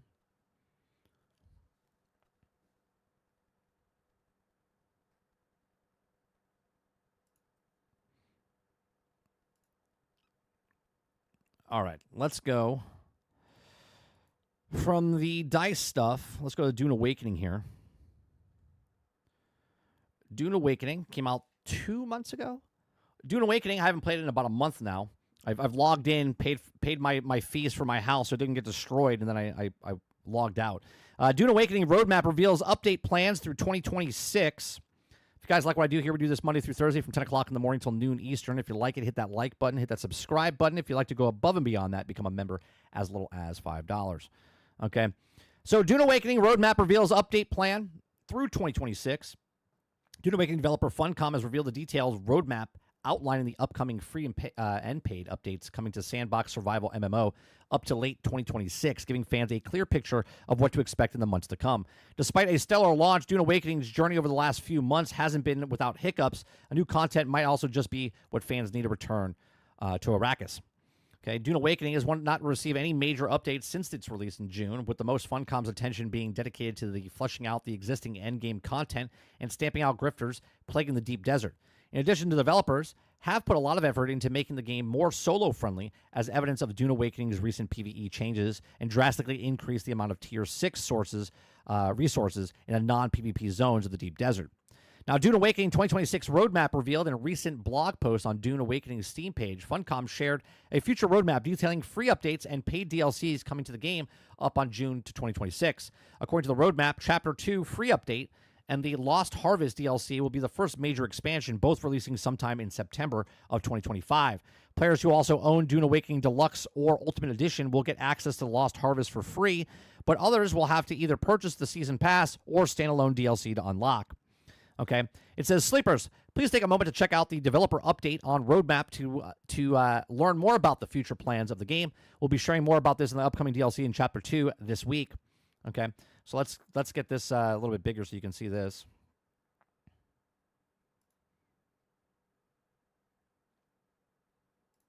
Okay, so Dune Awakening roadmap. We have monitoring player feedback, reporting implementing fixes and improvements, patch to live test, and then tweak it as needed, patching into live. So Chapter 2 comes the main story continues, chaptering recustomization, dynamic encounters, social hub contracts, new deep desert layouts, new archetype armors, and new hairstyles and tattoos, and more. Okay. Then chapter, or down below, is the Lost Harvest, which is the DLC. The new vehicles, new contract chain with unique locations, new building pieces and decorations, new armor and weapon skins, and new swatch and emotes, and more. Okay, so that's what's happening in September. Chapter 3, revamped endgame and more in Chapter 3, January to March next year. Cosmetics, broken lands are shattered plans, or broken rock known for their fearsome raiders. So that's another paid expansion down here. Okay, Chapter 4 to be revealed, which we don't know what that is, and then the Water Wars. Water is life, and the water shipper families are the war fighting to control of the polar caps of Arrakis. So that's a whole other DLC that comes out in April or June next year. So expansion console, more free updates, more DLCs. So it looks like they're going to be supporting this game, and they've made quite a bit of cash from the initial launch. So it looks like this is going to be supported at least through summer, if not until summer of 2027. So we'll see what happens there. Okay. It says Chapter 2 will continue the story of Dune Awakening with the new main mission and rewards, additionally character recustomization, new Arakan and Harko villages, contracts, new armor sets, dynamic encounters will also be included in the free update. Meanwhile, the Lost Harvest DLC will feature a brand new vehicle, a new building title set, new customization options, an expensive contract chain, and unique locations not seen in the base game.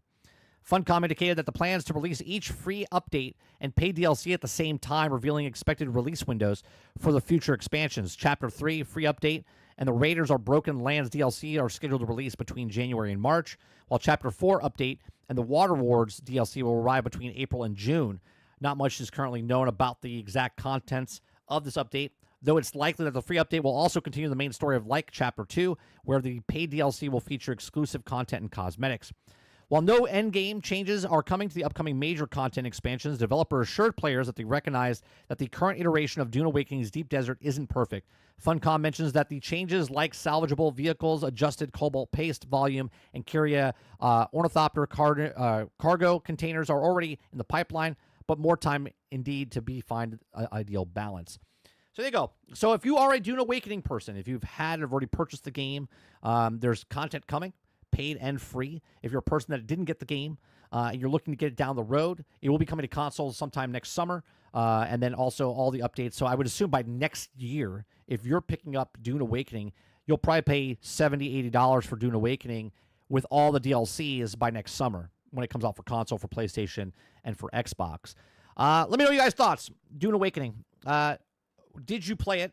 And are you going to go back for these DLCs? Are you going to go back and play for the free or paid DLCs if you already paid for the expansion ahead of time? Are you going to wait until a couple of these expansions come out to play it? Or you had your time, you had your fun, and you're like, I'm kind of done. Myself, obviously, we paid for the full experience because we got the 4 days early access or whatever the game was. It was like $50, $70. It was $70, but it was with the first expansion or whatnot, and the 4 days early access. I'm going to go back and play it. I had a lot of fun. I had over 110 hours inside the game. I think it's about 120 hours, if I'm not mistaken. So I had a lot of fun with the game. I kind of just stopped because I got the Ornithopter, and it kind of just was like, okay, I'm good. But if they add more areas around, and still I haven't explored the entire place yet, more games came out, and that's the problem, right? More games came out. So if I'm not playing Hell Let Loose, or if I'm not playing the next Battlefield, or if I'm not playing, American Truck Simulator, if I'm not playing, there's so many games that you can play. It's hard to focus on just one game for a bit. So maybe like a week, you play for like 1 week and then come back 6 months later. Let me know what you guys are going to do. If you like it, if you don't like it, hit that like button, hit that subscribe button. If you'd like to go above and beyond that, become a member as little as $5. Appreciate you very much, and I'll see you guys on the next one.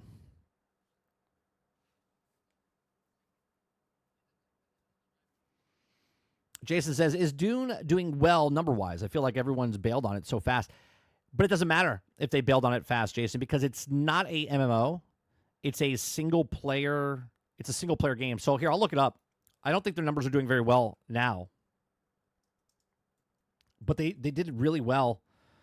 Dune Awakening.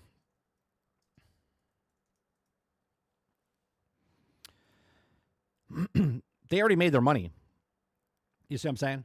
So they made the money, and now they can invest that money back into the game to make more DLC and whatnot, to make people come back.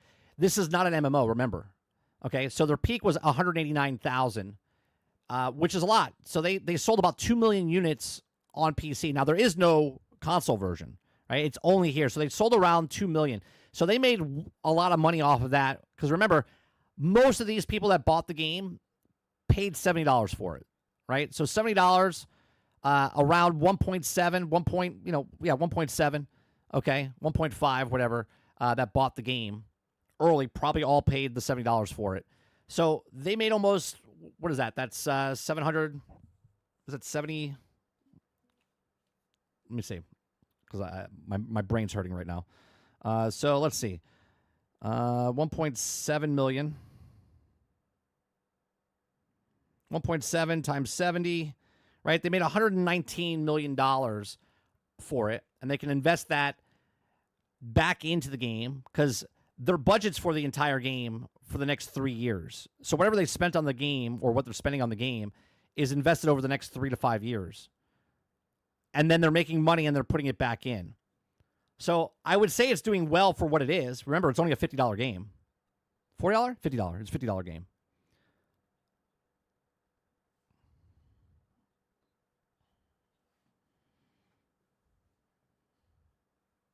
Water says, yeah, I'm done with it now. I'll go back when they release the DLC. I mean, there was also over 90,000 people playing earlier. So, yeah, it did good for them. Yeah, 100%. Right? The last 24 hours is 27,000.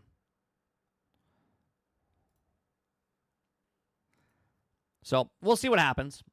I don't think the game's going to go anywhere. Again, I don't think this game cost them $250 million to make. I don't think it's a huge, super big budget game where it needs to sell 6 million copies. You know what I mean?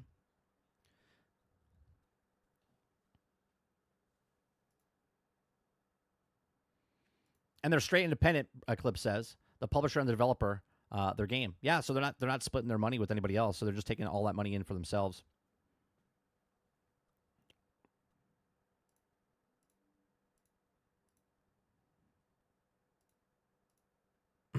All right. Let me get this guy's video real fast because we used it inside the video. I want to give credit where credit's due. Let's see.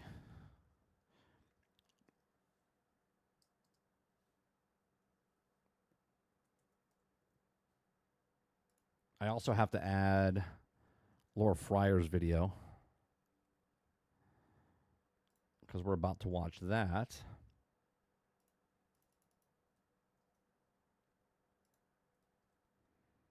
All right, so all the videos that we've seen or we're going to see on the channel are in the description down below. Make sure you go over there, give them a like, give them a sub if you like the content that you like watching over here.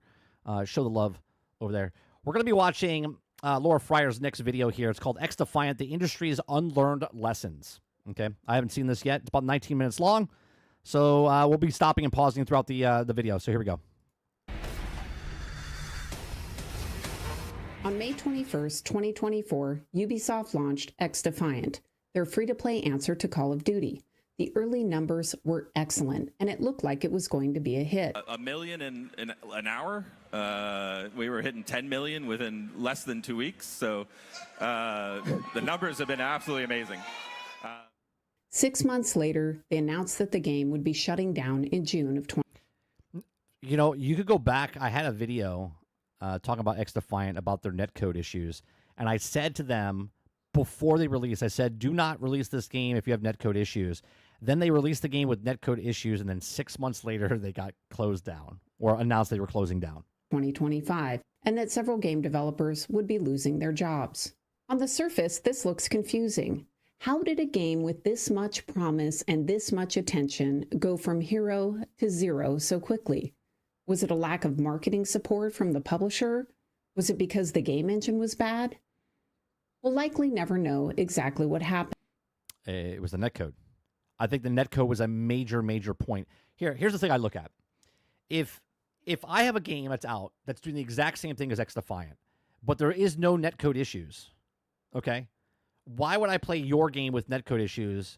Because if your game is the exact same amount of fun as I'm having with the other game, why would I play your game over that game when their game has no netcode issues and your game does? Right? I think that's a huge part. But after reviewing the clues, I wasn't surprised that X-Defiant failed. One of the goals of the X-Defiant team was to be very transparent with their community, so their executive producer posted information regularly on his X account and discussed the problems. For example, he said the following. Yeah, Kingard played this, and he said he actually really liked it, right? This was a free-to-play game. It was a free-to-play game. And remember, they were competing against Call of Duty. They changed what their game fundamentally was, and they tried to do where Call of Duty wasn't anymore. And then Splitgate wanted to do what Call of Duty didn't. Splitgate made a battle royale, and X-Defiant, they were sticking in their lane. Even the guy who created it was like, yeah, no, we're not closing. We're going to continue making this game for a long period of time. They're like, no, sorry, you got closed. In fact, I would say something remarkable happened with this game, in that although we had very little marketing, we still had the fastest acquisition of players in the first few weeks for a Ubisoft title, just from you guys all talking about and promoting the game. Well, let's look at it this way, right? When you have a free-to-play game and you have a really... What was the number, right? What was the number of X-Defiant for their player base, right? I don't want to go out of this screen. So if someone can look that up real fast, let me know what their Steam numbers were for X-Defiant, okay? What were their numbers? Because look at the difference between 1.7 million people bought Dune Awakening, but they paid $70 for that. They paid $70 for that and made, right, $100 million. Where X-Defiant charged $0, so they didn't make any money, and they were making off of microtransactions, right? There's a huge difference. But unfortunately, with little to no marketing, especially after launch, we weren't acquiring new players after the initial launch. Of course not, because your game is yet another game in the cycle of games, right? Oh, X-Defiant. Oh, Concord. What was it? What's it called? What's the card one? I can't remember. The one that we think is going to get canceled. Frag Punk, right? Or whatever it's called. Right? There's so many games. Splitgate.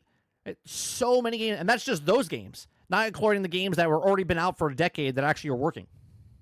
Every game developer complains about marketing, and there are challenges with marketing teams.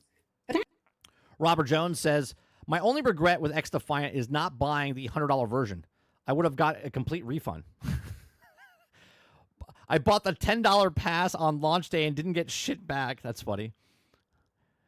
Eclipse says the game was awesome. I love that it had controller input matchmaking. More games needed to do this because they played on PC with controller. I get smoked all the time. I don't think that was actually the issue with XDefiant.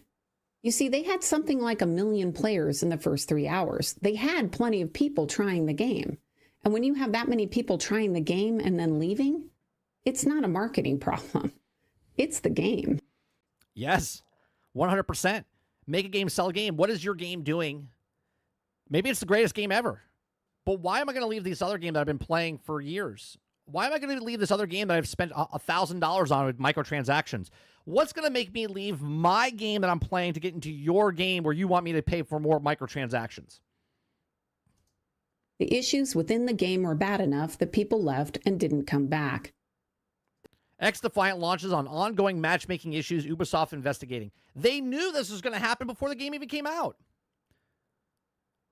Krebsy says, I think it got completely delisted because it's not showing up on SteamDB or Steam charts. All right, thanks, Krebsy. Example, they had a lot of issues with their matchmaking system, and it wasn't skill-based when they first released. So how does XDefiant cater to both FPS pros, the sweats, and casual players? Well, the way we've been handling it is by mixing them all up in the same playlist. We don't have skill-based matchmaking, so players... Here's another thing, right? Where you ask the question, how do you cater to both hardcore and casual? You don't. You don't. You don't. Right? Battlefield's going to have this problem because they're going for the casuals, they're going for the Battlefield guys, they're going for the Call of Duty guys. You got to make a game. You got to make a game and you got to sell a game. You got to know your clientele before you make a game. I don't open up a business unless I know the area that I'm in. There's a business for that, right? I was just talking to a guy the other day, and he's already a business owner, right? Young guy, already owns a business, okay? And then all of a sudden he told me he bought another business. And I was like, what'd you buy? He's like, I bought an auto shop. He's like, I've never owned one before. And I was like, why did you buy an auto shop? He goes, you want to know the reason? I said, yeah, that's why I asked. He goes, I bought the auto shop because no one's doing wheel alignments within this certain radius, okay? The certain radius of the thing. Within 6 miles, there's only 2 people that do alignments. And I was like, what? He's like, yeah, within this radius, only 2 places do alignments. He goes, so I bought the place and we're doing alignments. He's like, I'm making a killing.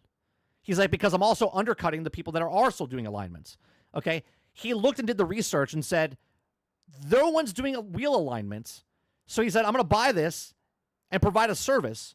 Knew the clientele beforehand.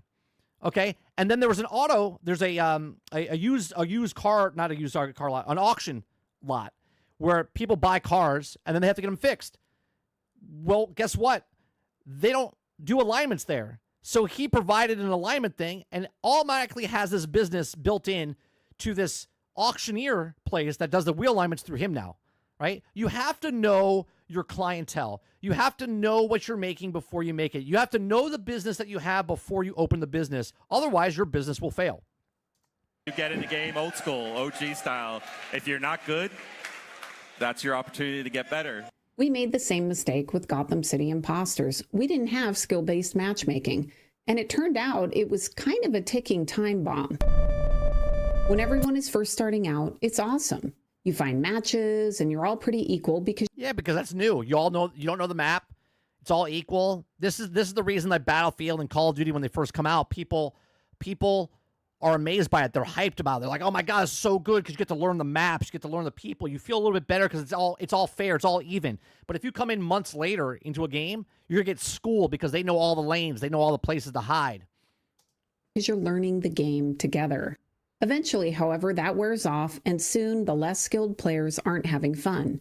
New players that are just joining in are getting wrecked immediately. Also, not fun. Like, you know what just hit me? This is essentially a new game, right? It's a full launch of a brand new game, but I already know every single map. Like, you see that? He's been playing the beta or whatever. I'm assuming this is Splitgate, right? This is Splitgate? Or is this XDefiant? I don't even know. Okay. Oh, this is X-Defiant. pretty well. He already I'm knows not it. learning these maps. I'm not learning these guns or anything. And I think for some people, that learning curve is what's turning them off the game. With X-Defiant, a few months after launch, they decided to fix this and added a ranked mode. Sadly, that didn't go over well either. Within a day of release, one Reddit user dubbed the mode a hilarious train wreck. Their post specifically called out the lack of penalty for quitters, games What's going on, dog? starting without full lobbies, and the absence of solo matchmaking. There were also complaints about balance and progression. This goes back to my theory that nobody likes doing rank because nobody likes sweats. You know what I mean? You know what I mean? Only people that like sweats are the upper echelon. This is why there's cheaters. This is why there's a whole bunch of people that play that stuff and they get upset. The only reason they're doing it is because the carrot. The carrot is the skin, the cosmetic, the whatever, the prestige of whatever. But most people do not like doing it because it's too sweaty. And people don't want to sweat. They just want to enjoy the game. Some people wish there were more modes, but these were minor compared to the issue with hit registration. You see, the game wasn't able to detect if you were getting hit with bullets. So they're having the same problem as Battlefield 2042 did and Battlefield 5 with the hit detection. That's nice. And that's pretty important for a game like this. Of course, it's also a very well understood issue. One of the first games I worked on was called Fighter Ace. It was developed by a company called VR1, and it was Microsoft's first massively multiplayer game. I was working as the publishing producer. I used to love flight sim games like this. God, I played a shit ton of them. Used to love it. Capable of handling over 100 players at once. It started as an arcade flight game, so you can kind of think of it as Quake in the sky. And at that time, it was 1997, so we didn't have broadband. You had to... We didn't have broadband, and we also were using Netscape as a browser. Connect to the game over a modem. And believe me, the latency and connection issues were much worse than they are today.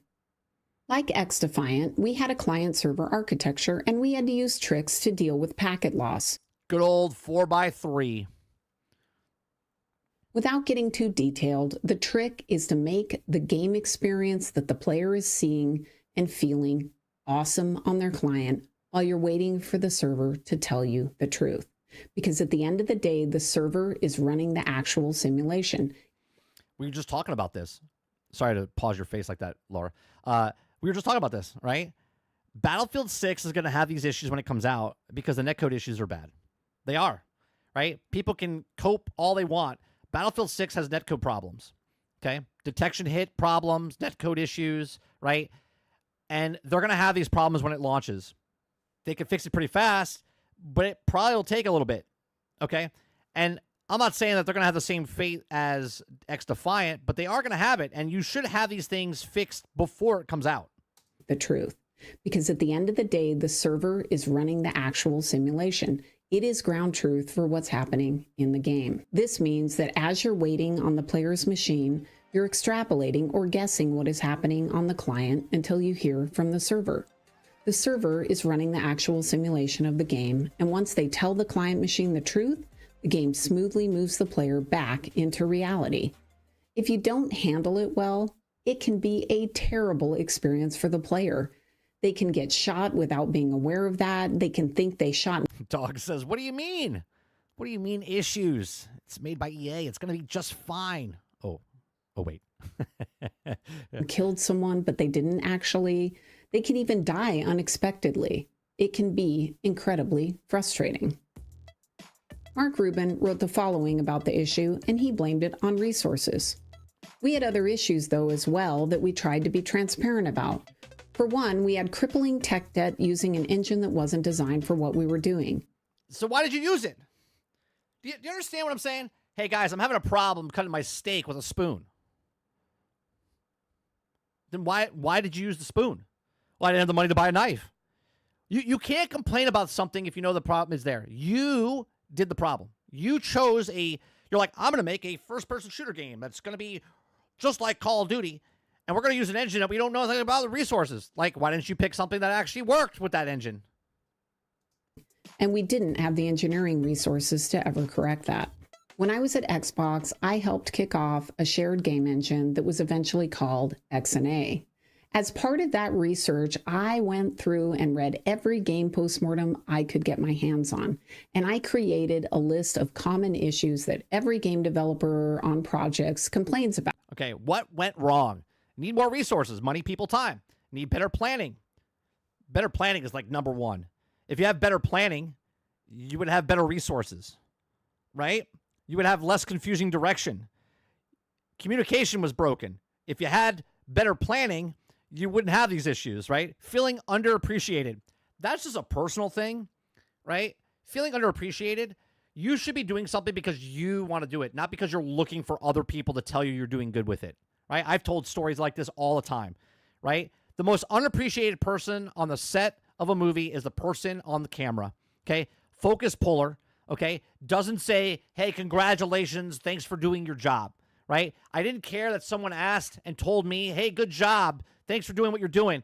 Nobody said shit to me. If no one talked to me all day, that means I did the best job I could possibly do because no one was telling me that I needed to fix something, right? If someone was talking to me, it means I was doing something wrong. It wasn't about, oh, I feel underappreciated, okay? You should be doing something that you want to do, and if as long as you know you're doing the best job that you can do, then you shouldn't feel unappreciated. At the end of the day, when the game is made and people are playing it and people are buying it and people are watching it or people are reading it, that's when you look at it and go, God damn, I did a good job. Those people, the customers that are buying your actual product, are appreciative of what you did because they don't know who you are, but they're appreciated because you made something that actually worked, right? Late delivering tools and technology, conflict between team members. Again, upper management needs to control these people. People not doing their job. People not doing their job because they feel underappreciated because there's conflict between team members. Upper management. About. Game developers never feel they have enough people. So saying you don't have enough resources on a game, that's not really a good answer. You need to dig deeper to see why it was you didn't have enough resources, or maybe if you had the upper management. You didn't have enough resources because upper management. Wrong resources. It's just not very helpful to say you didn't have enough because you never have enough. Never had enough money, never had enough time. What I've seen, it looks like the team had a pretty clear idea of what they wanted to build. They wanted to make... El Dente says, my appreciation for my work comes from my paychecks. That's exactly right. A Call of Duty killer.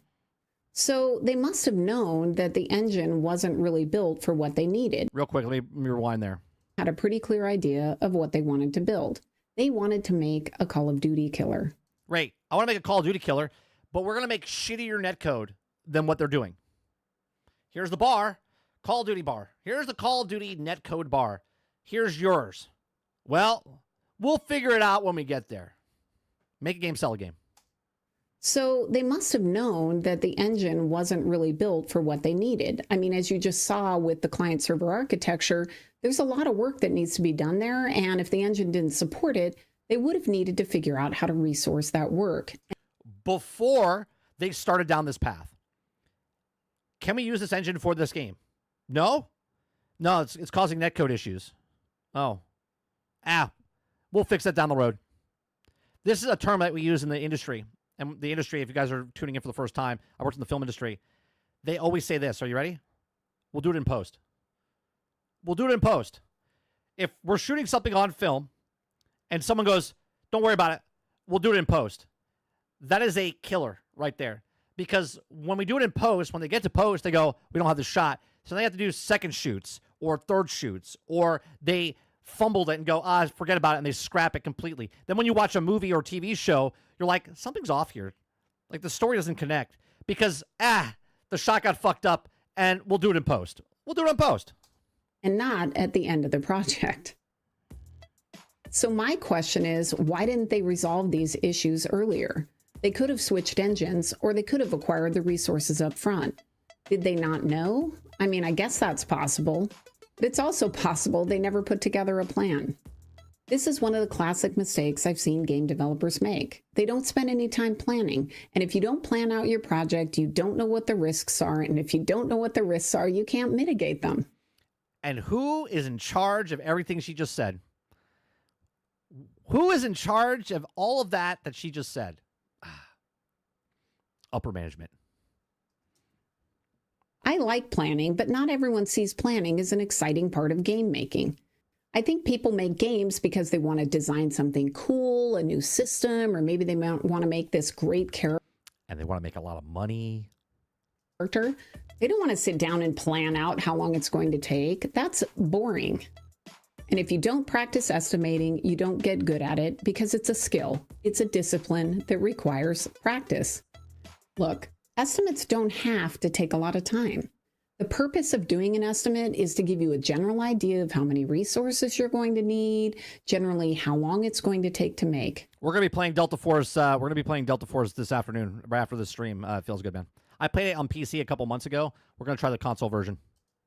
But at the same time, it's there to illuminate issues that you probably haven't thought through yet.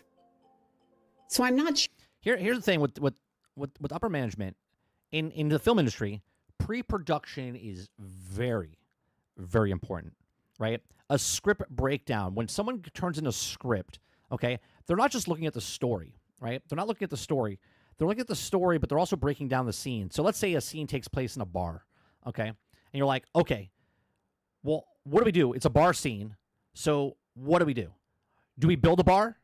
Do we find a bar to film in, right? Is it cheaper if we just film, like if the movie takes place in a bar, and it's like 3/4 of the movie takes place in a bar, do we just go rent a bar and pay there because they have to close down for this much time? Or do we just build a bar? And if we build a bar, then we have to figure out what is the set design behind it, right? And that's the breakdown you have to know. You have to know, okay, scene in bar. Break it down. What do we need? All right, well, now we're in a bar. Well, we need tables and chairs and a bar, a bartender. We need patrons. We need the actual liquor behind the bar. We need to make it look like an authentic bar. Do we go to an authentic bar, pay for them, right? And maybe only film in the mornings because they're not open during the day. And then they open at 5 o'clock, so we have that time frame, and we have to pay them every single day for the next 6 weeks, whatever it is. Bedroom scene. Do we build the bedroom scene? All right, well, we need to build a bed. We need to build this. We need to find an art department, right? You have to break down the script in pre-production before anything gets shot, okay? Once the script gets broken down with pre-production, then you start calling people up. You start calling the art department up. This is our script. This is what we need for the scene. This is the schedule that we're going to be having. We're going to be shooting this day in this location. This is what we need. Pre-production. If there was no pre-production and script breakdowns before the movie came out, failure right off the bat, which most movies fail. Why? Because of upper management. Because of people that are not planners and they don't do pre-production. Sure what the X-Defiant team did, but if I had been working on this project, I would have put together options for making the game on the current engine, which is called Snowdrop. Then I would have had the team put together an estimate for how long it was going to take to update the engine to make X-Defiant. Additionally, I would have worked with the engineers to figure out if we needed any key hires. Were there people we needed to bring on? And if so, by what date? I mean, having someone start on day one on the client-server architecture would have been a great idea. So we'll do it later. We'll do it in post compared to in the film industry, right? So were there resources needed for that? And also, did anyone account for the supporting resources, like people from recruiting, that would be needed in order to hire all of the talented individuals that we would need to make it happen? Putting all of that together would have given you the first option. This is the option of making X-Defiant on the Snowdrop engine. My next step would be to look at all the other engines within Ubisoft and figure out if they would work and what it would take to make them work. And finally, I would then look at external engines like Unreal. Of course, there are costs with switching engines. And you would know all this, right? What she's saying is you would know all this if you planned it out. You do have to train people on the new tech. But if you're effectively rewriting large portions of your own engine, you might find that it's not as costly as you think. Also, when you're trying to hire new people, it's a lot easier to find people who have worked on Unreal or Unity than it is to find people who have worked on your proprietary tech. Right. After we had all of the scenarios, the team would review them and we'd pick our recommendation. The option that looked most likely to succeed based on all of the factors.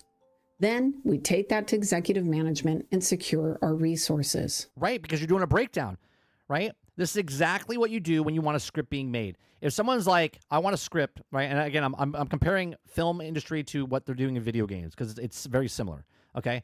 If I want to make a sci-fi film, it's probably going to cost a lot more money than if I made a horror film that takes place in a graveyard, right? A graveyard campsite, pretty cheap compared to a sci-fi blue screen, green screen, CGI monstrosity, right? Much cheaper to go practical effects than it is to go CGI effects, right? So if someone comes to me and goes, you know what, we don't have the budget or the time to do a CGI film. If you come back with this and set it in a place like a campsite or a diner or a bedroom scene, then we would have a much better opportunity to make money off of this. And this is where it often falls down, because as the team leader, you have to get management to make the hard decisions. Upper management. You have to get them discussing the options, understanding what the trade-offs are, and eventually saying, yes, we're going to do this, and yes, here are the resources. We're going to supply them to you. And a lot of times these discussions aren't that fun, and they can be really difficult. And it's the Frostbite engine, Water. Battlefield 6 is the Frostbite engine. So maybe it didn't happen. It's possible that the team didn't want to be upfront about the difficulty of making the game. Some people want to get you into the project before telling you the true cost, because they know that once you're in, it's much harder to walk away. At least I think it is. I'm pretty sure it's the Frostbite engine. It's the same engine that was with the last Battlefield games and also like Battlefront. This is what's called the sunk cost fallacy, which is the idea that a company or organization is more likely to continue with a project if they have already invested a lot of money, time, or effort in it, even when continuing is not the best thing to do. When I was leading the AR project at Oculus, now Meta, I encountered what I think was this problem. Mark Zuckerberg wanted an AR headset as fast as possible, and some of the researchers were telling him that the headset could ship in 2022. My years of experience told me that was crazy, and my product team agreed. We knew it wasn't going to happen, so I decided to work with the research team and the product team to put together what I call a work-back schedule. A work-back schedule is where you take the date that you desire to have the product done, and then you work back from that to create a rough estimate showing when things would have to be done in order to make the date. As a simple example, if you're making a console or an AR headset, you're going to have to get that hardware out and into the hands of content creators several months in advance so they can make content, so you have something for players to experience on launch day. From my perspective, I wanted to build this work-back schedule so that we were all aware of what we were building and how long it might take. It sounds like a pre-production type of thing. Huh? You see the similarities? It's uncanny. There were many unsolved problems, of course, but even looking at the defined areas, we were well past the desired date. Long story short, I wasn't able to get the researchers to work with the product team to put this together. And the Meta executives had very little hardware experience, so they bought the Hopium. Fast forward to today, and we can see that the product team was right. The AR project I was working on was codenamed Orion, and it was shown in 2024 as a prototype, a full 2 years after the researchers. So the thing that she was working on that said it's impossible to get out by 2022, she was correct, and it wasn't out until 2024 as a an alpha beta prototype. Said it would be a finished project. So why did this happen? Clearly, it was not a hard call on my part to say that it wasn't going to make 2022. But why wouldn't the researchers agree with that? Why wouldn't they take the time? Because they need investors to spend money on a product, and they have to pretend that there's something's going to come out to get them excited. Time to admit the truth. My conclusion was that the researchers were literally fighting for their lives. They were afraid that if Mark Zuckerberg knew how long it... The team that made Battlefront 2, that is 100% false, Krebsy. Most of the people that made Battlefront 2 went off to different studios. There might be people that, one or two people that worked on Battlefront 2 that still work at EA, but it's not the same people. It's the same studio, which is not the same people that made it, because most of those people went to Embark.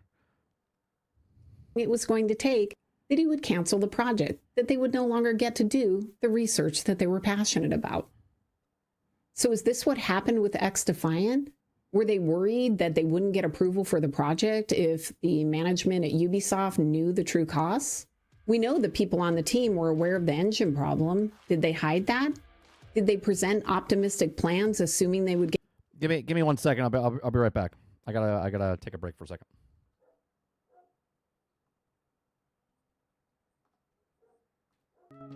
Yeah, you know who it is. Big Todd in the house, 16 times the detail, 1,000 planets, but none of them got NPCs. Hey, let's go! Word, Bethesda, oh Bethesda, you got me again. Told me it'd be polished, but it's glitching instead. Todd Howard said you can go anywhere, but my ship just crashed and it ain't even fair. Oh Bethesda, take my cash. Another broken launch, but I still come back. 16 times the detail, yeah, we all believe, till I take an arrow straight to the knee. Hey, load up Fallout, yeah, I'm feeling bold. Power armor looking nice, but my limbs won't fold. NPCs T-posing, floating through the sky. Said it'd be next gen, man, Todd, why'd you lie? Starfield's got 1,000 planets, sounds insane, but half of them are empty, bro, explain the game. I built my ship, took off, feeling real tight. Then I clipped through the floor, now I'm stuck in a fight. 16 times the meme, 16 times the lies. 16 new patches, each one's a...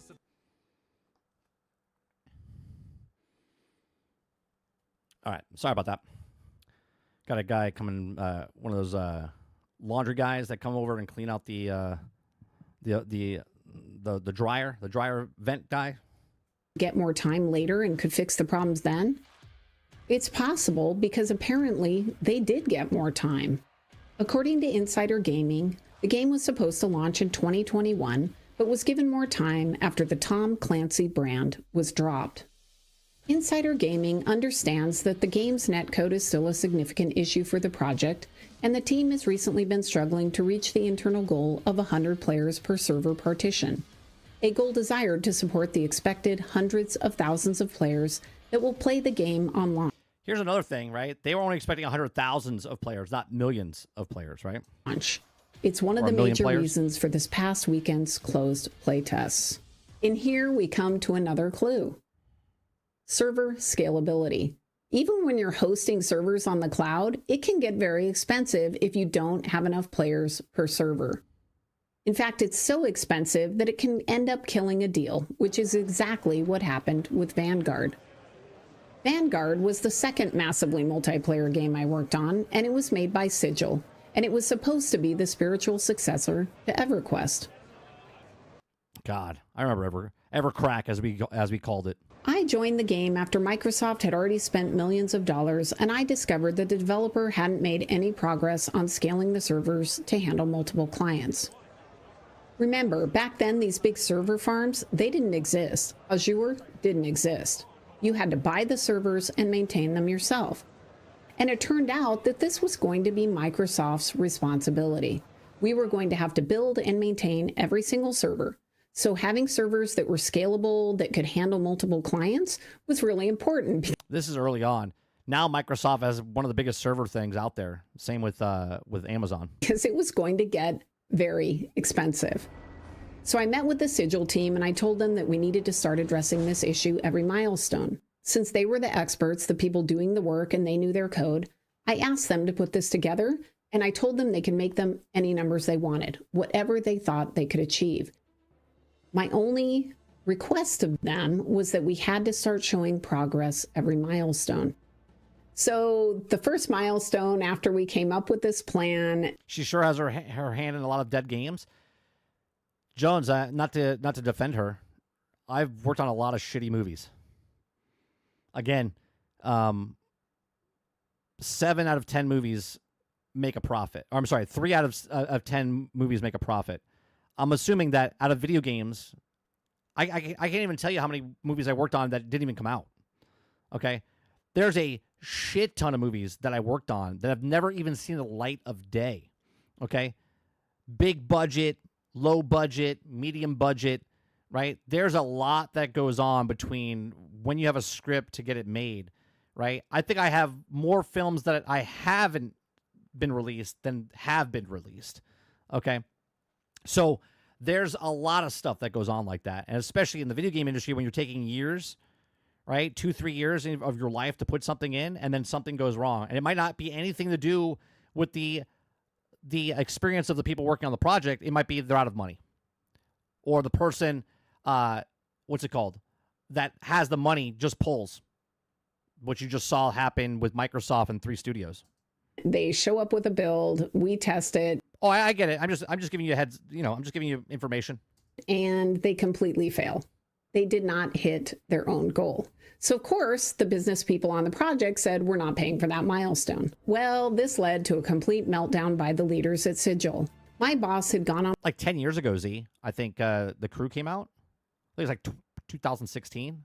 maternity leave, so Phil Spencer and I had to hop on a plane and go down and meet with them. They were so mad that they put Phil and I in a conference room, and then they came in and they took Phil away and they left me sitting in that conference room all day. They didn't want to talk to me. It never ends. I was pretty upset because if you recall, I was also working on Gears of War and they were wasting a lot of my time. I don't have time to fly to California and sit in a room when I'm trying to ship 2 products. So yeah, that wasn't the best. Not long after this incident took place, Microsoft and Sigil agreed to part ways. From my perspective, this was a good thing for both parties because we were definitely not aligned.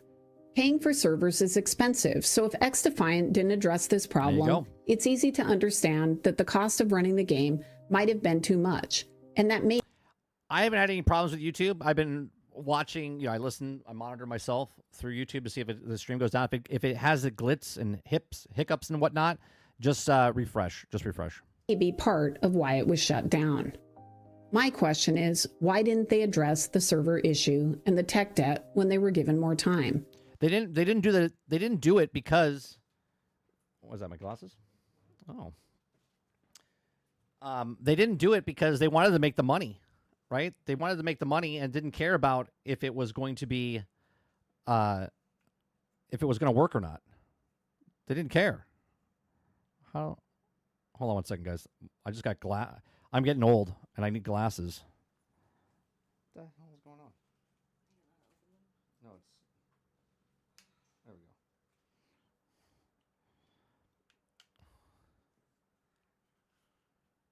go. Oh, shit. Is that what you guys look like?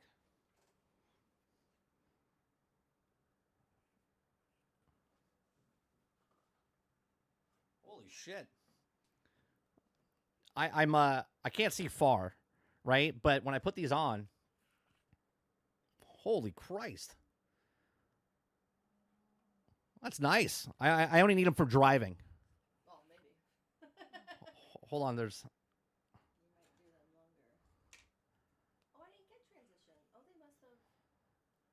Oh, this is nice. Look at that. No? Yeah, I saw it was a little thick. I was like, wait a minute. Oh, look at that.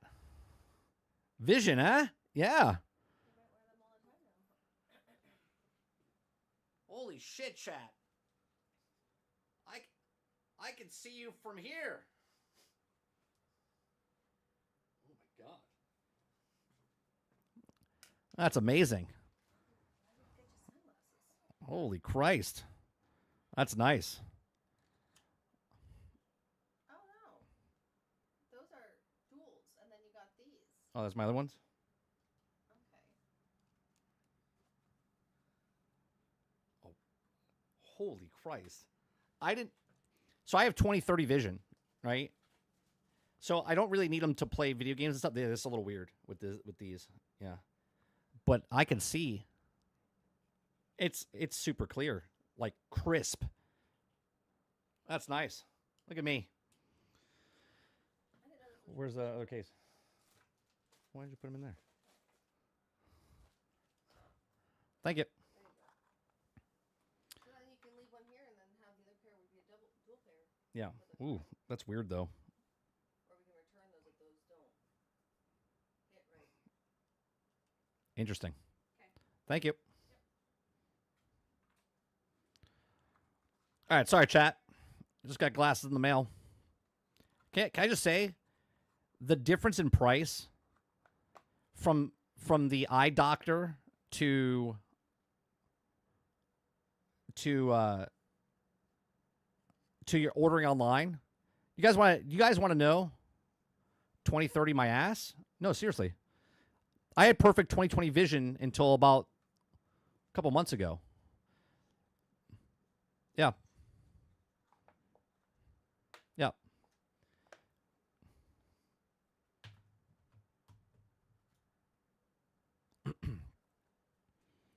Yeah, those things would have cost me like $900. I think my wife paid $50, $60 for 2 pairs. All right, let me rewind here. They clearly knew that may be part of why it was shut down. My question is, why didn't they address the server issue and the tech debt when they were given more Good genes. Good genes. time? They clearly knew they had these problems. Well, according to Insider Gaming, Hey, I'm almost 50, man. I didn't need glasses until now, so. there was a group of out-of-touch executives nicknamed the Boys Club, even though the club apparently included men and women. And this club made unnecessary changes. The issue with the Boys Club isn't that its managers or directors were telling developers what to do. After all, that's their job. But it's the lack of work ethic, unpleasant behavior, and the egos from these individuals that have created a really unhealthy place to work. One member has no design experience or people experience and has been given directorial powers because of personal friendships, said one source. I mean, unfortunately, that happens, right? Nepotism happens in all industries. And you know what? If the game succeeded, he would be praised. But the game failed, and then you look at it and go, well, this is the reason it failed. A group of out-of-touch and inexperienced game leaders making bad decisions, unfortunately, is not a news story. And it is probably the single biggest reason the game was shut down. It's possible they weren't even aware of the issues in their game until they put it in front of people. If you're ignoring your team's... Argus, I just saw... Argus says, yeah, that's what we look like. We need to work out a little bit, relax on the cheeseburgers. We get it. That's funny. Feedback, that can happen. And it's a shame because a bunch of the developers lost their jobs over it. And Ubisoft wasted millions of dollars that they could have spent on other games. All industries seem to have this problem, but I think in games it's worse. I think in games it's worse because it's a fun industry. So it attracts a bunch of people who are more interested in the view and not in the climb. It attracts people that don't take the time to learn from the past mistakes of the people that came before them. They don't want to do the boring work of understanding the path ahead of them. They don't want to read about client-server architecture and how long it's going to take to implement, right? They want to design things. They want to do interviews. Making a game is never easy because it's a creative. No, nothing a piece of entertainment is easy. If you're making a video game, if you're making art, if you're making anything, right? Fuck, even woodwork and stuff like that. Like, nothing is easy. People make it look easy because they have experience doing what they're doing. And it's a lot easier to make something if you're painting by yourself than if you're painting with a team, right? It's a lot easier to do stuff by yourself. Well, unfortunately, not a lot of people can make video games by themselves because a lot of video games need teams and people that have teams that know what the fuck they're doing. Endeavor. Making something fun means you'll always have unknowns, but that's why you plan. That's why you estimate, because you have to make sure you have the knowns under control so that you can accommodate the unknowns. Yeah, they've been bringing that. The one really bright spot for me about XDefiant is them being so open and transparent with their audience, with their fans. We have been community first since day one. I feel like when people say they're community, I feel like it's when you go to the grocery store and it says organic. Do you know what I mean? Remember when organic fruit first started coming out or organic products started coming out? They made their own little special segment. You're like, oh, that's organic. Organic. It's organic. Right? That is what I feel like it is right now with this. When they say, oh, community first, I feel like that's what it is. I feel like a lot of people put the label on it like community first, but they don't actually mean community first. It's just to get their community base. They're going to listen to us. Literally, when we wrote up our first deck, it was like the pillars were be good at shooter.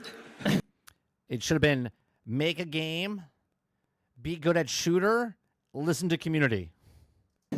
Be good with the community. And I applaud Mark Rubin and the XDefiant team for being transparent about the problems on the game. I think many of their fans were very startled and disappointed when Ubisoft shut them down. But I'm hopeful that the lessons that they shared will help other game developers. Because at the end of the day, It didn't have to be this way. Nope. A lot of these lessons had already been learned, and I'm hopeful that we as an industry will pay attention and do better. There you go. Another good video. Update. We've heard you, and we completely agree. It is not okay for ranked games to begin when there are not 8 players present. That was happening? That was happening? They would start games without the actual people? Give it a like. Give it a subscribe. Go over to Laura Fryer. Links in the description down below. I'm telling you, man, the gaming in the future or multiplayer games is you're gonna think you're playing against real people, but it's just gonna be bots. They're not gonna tell you they're bots. They're not gonna tell you they're bots. It's gonna be this like blurred line between is it bots? Are they not bots? Are they new players or not new players? It's because of the casual players, because of the hardcore players, it's because of the skill-based matchmaking. It's because of they're gonna blur that line. They're gonna blur that line. All right, I want to watch one more thing. I want to watch one more thing, which is, let's watch this right here. Because this is an advertisement that came out earlier today for Helldivers. So let's watch this. Helldivers 2, Halo ODS Legendary Warbond. So here's a new Warbond coming out. Here we go.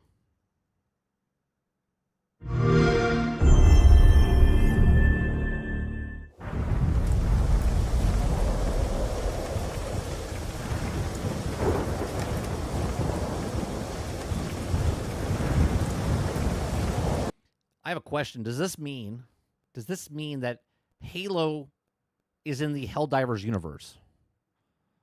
Or is it Helldivers in the Halo universe?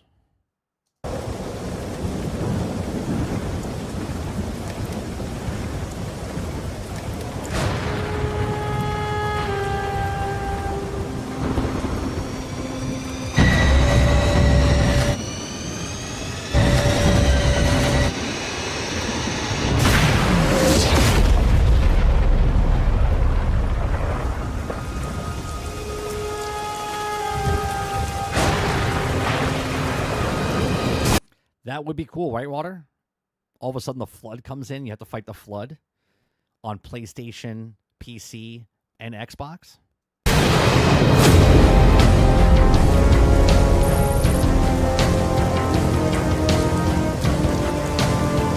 I mean, come on. You got to get this, right? You got to get the hell jumper.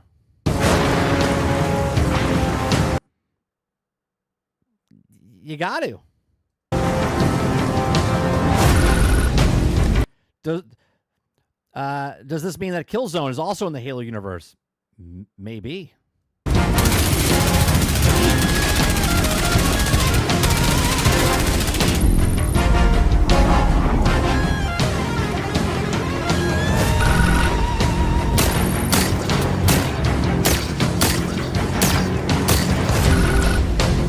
They even got the guns in it, huh?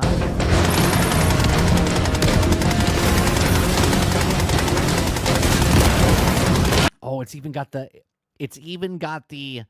actual viewfinder thing on here. Reloading!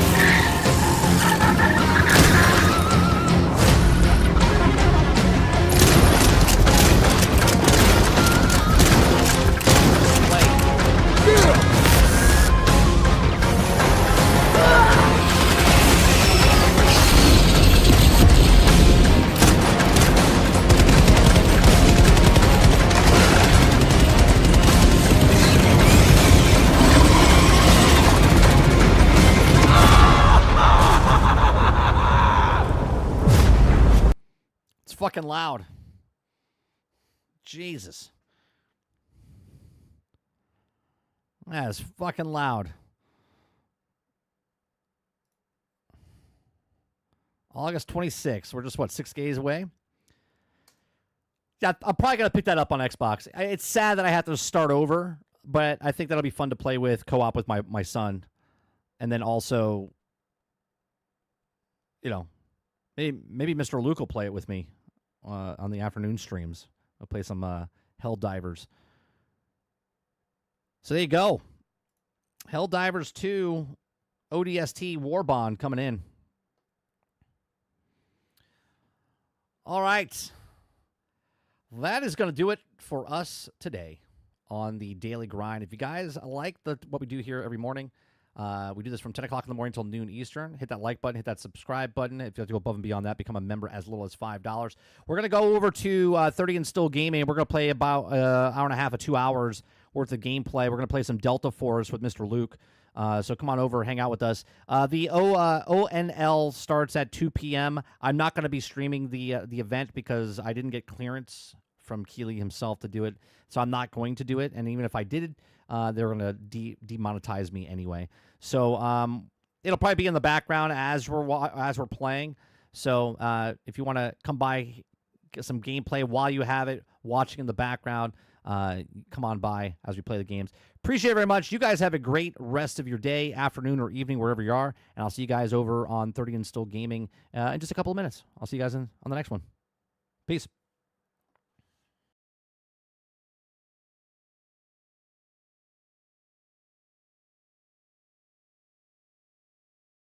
One, two, three, four. Dum dum dum dum dum dum. Dum dum dum dum dum dum.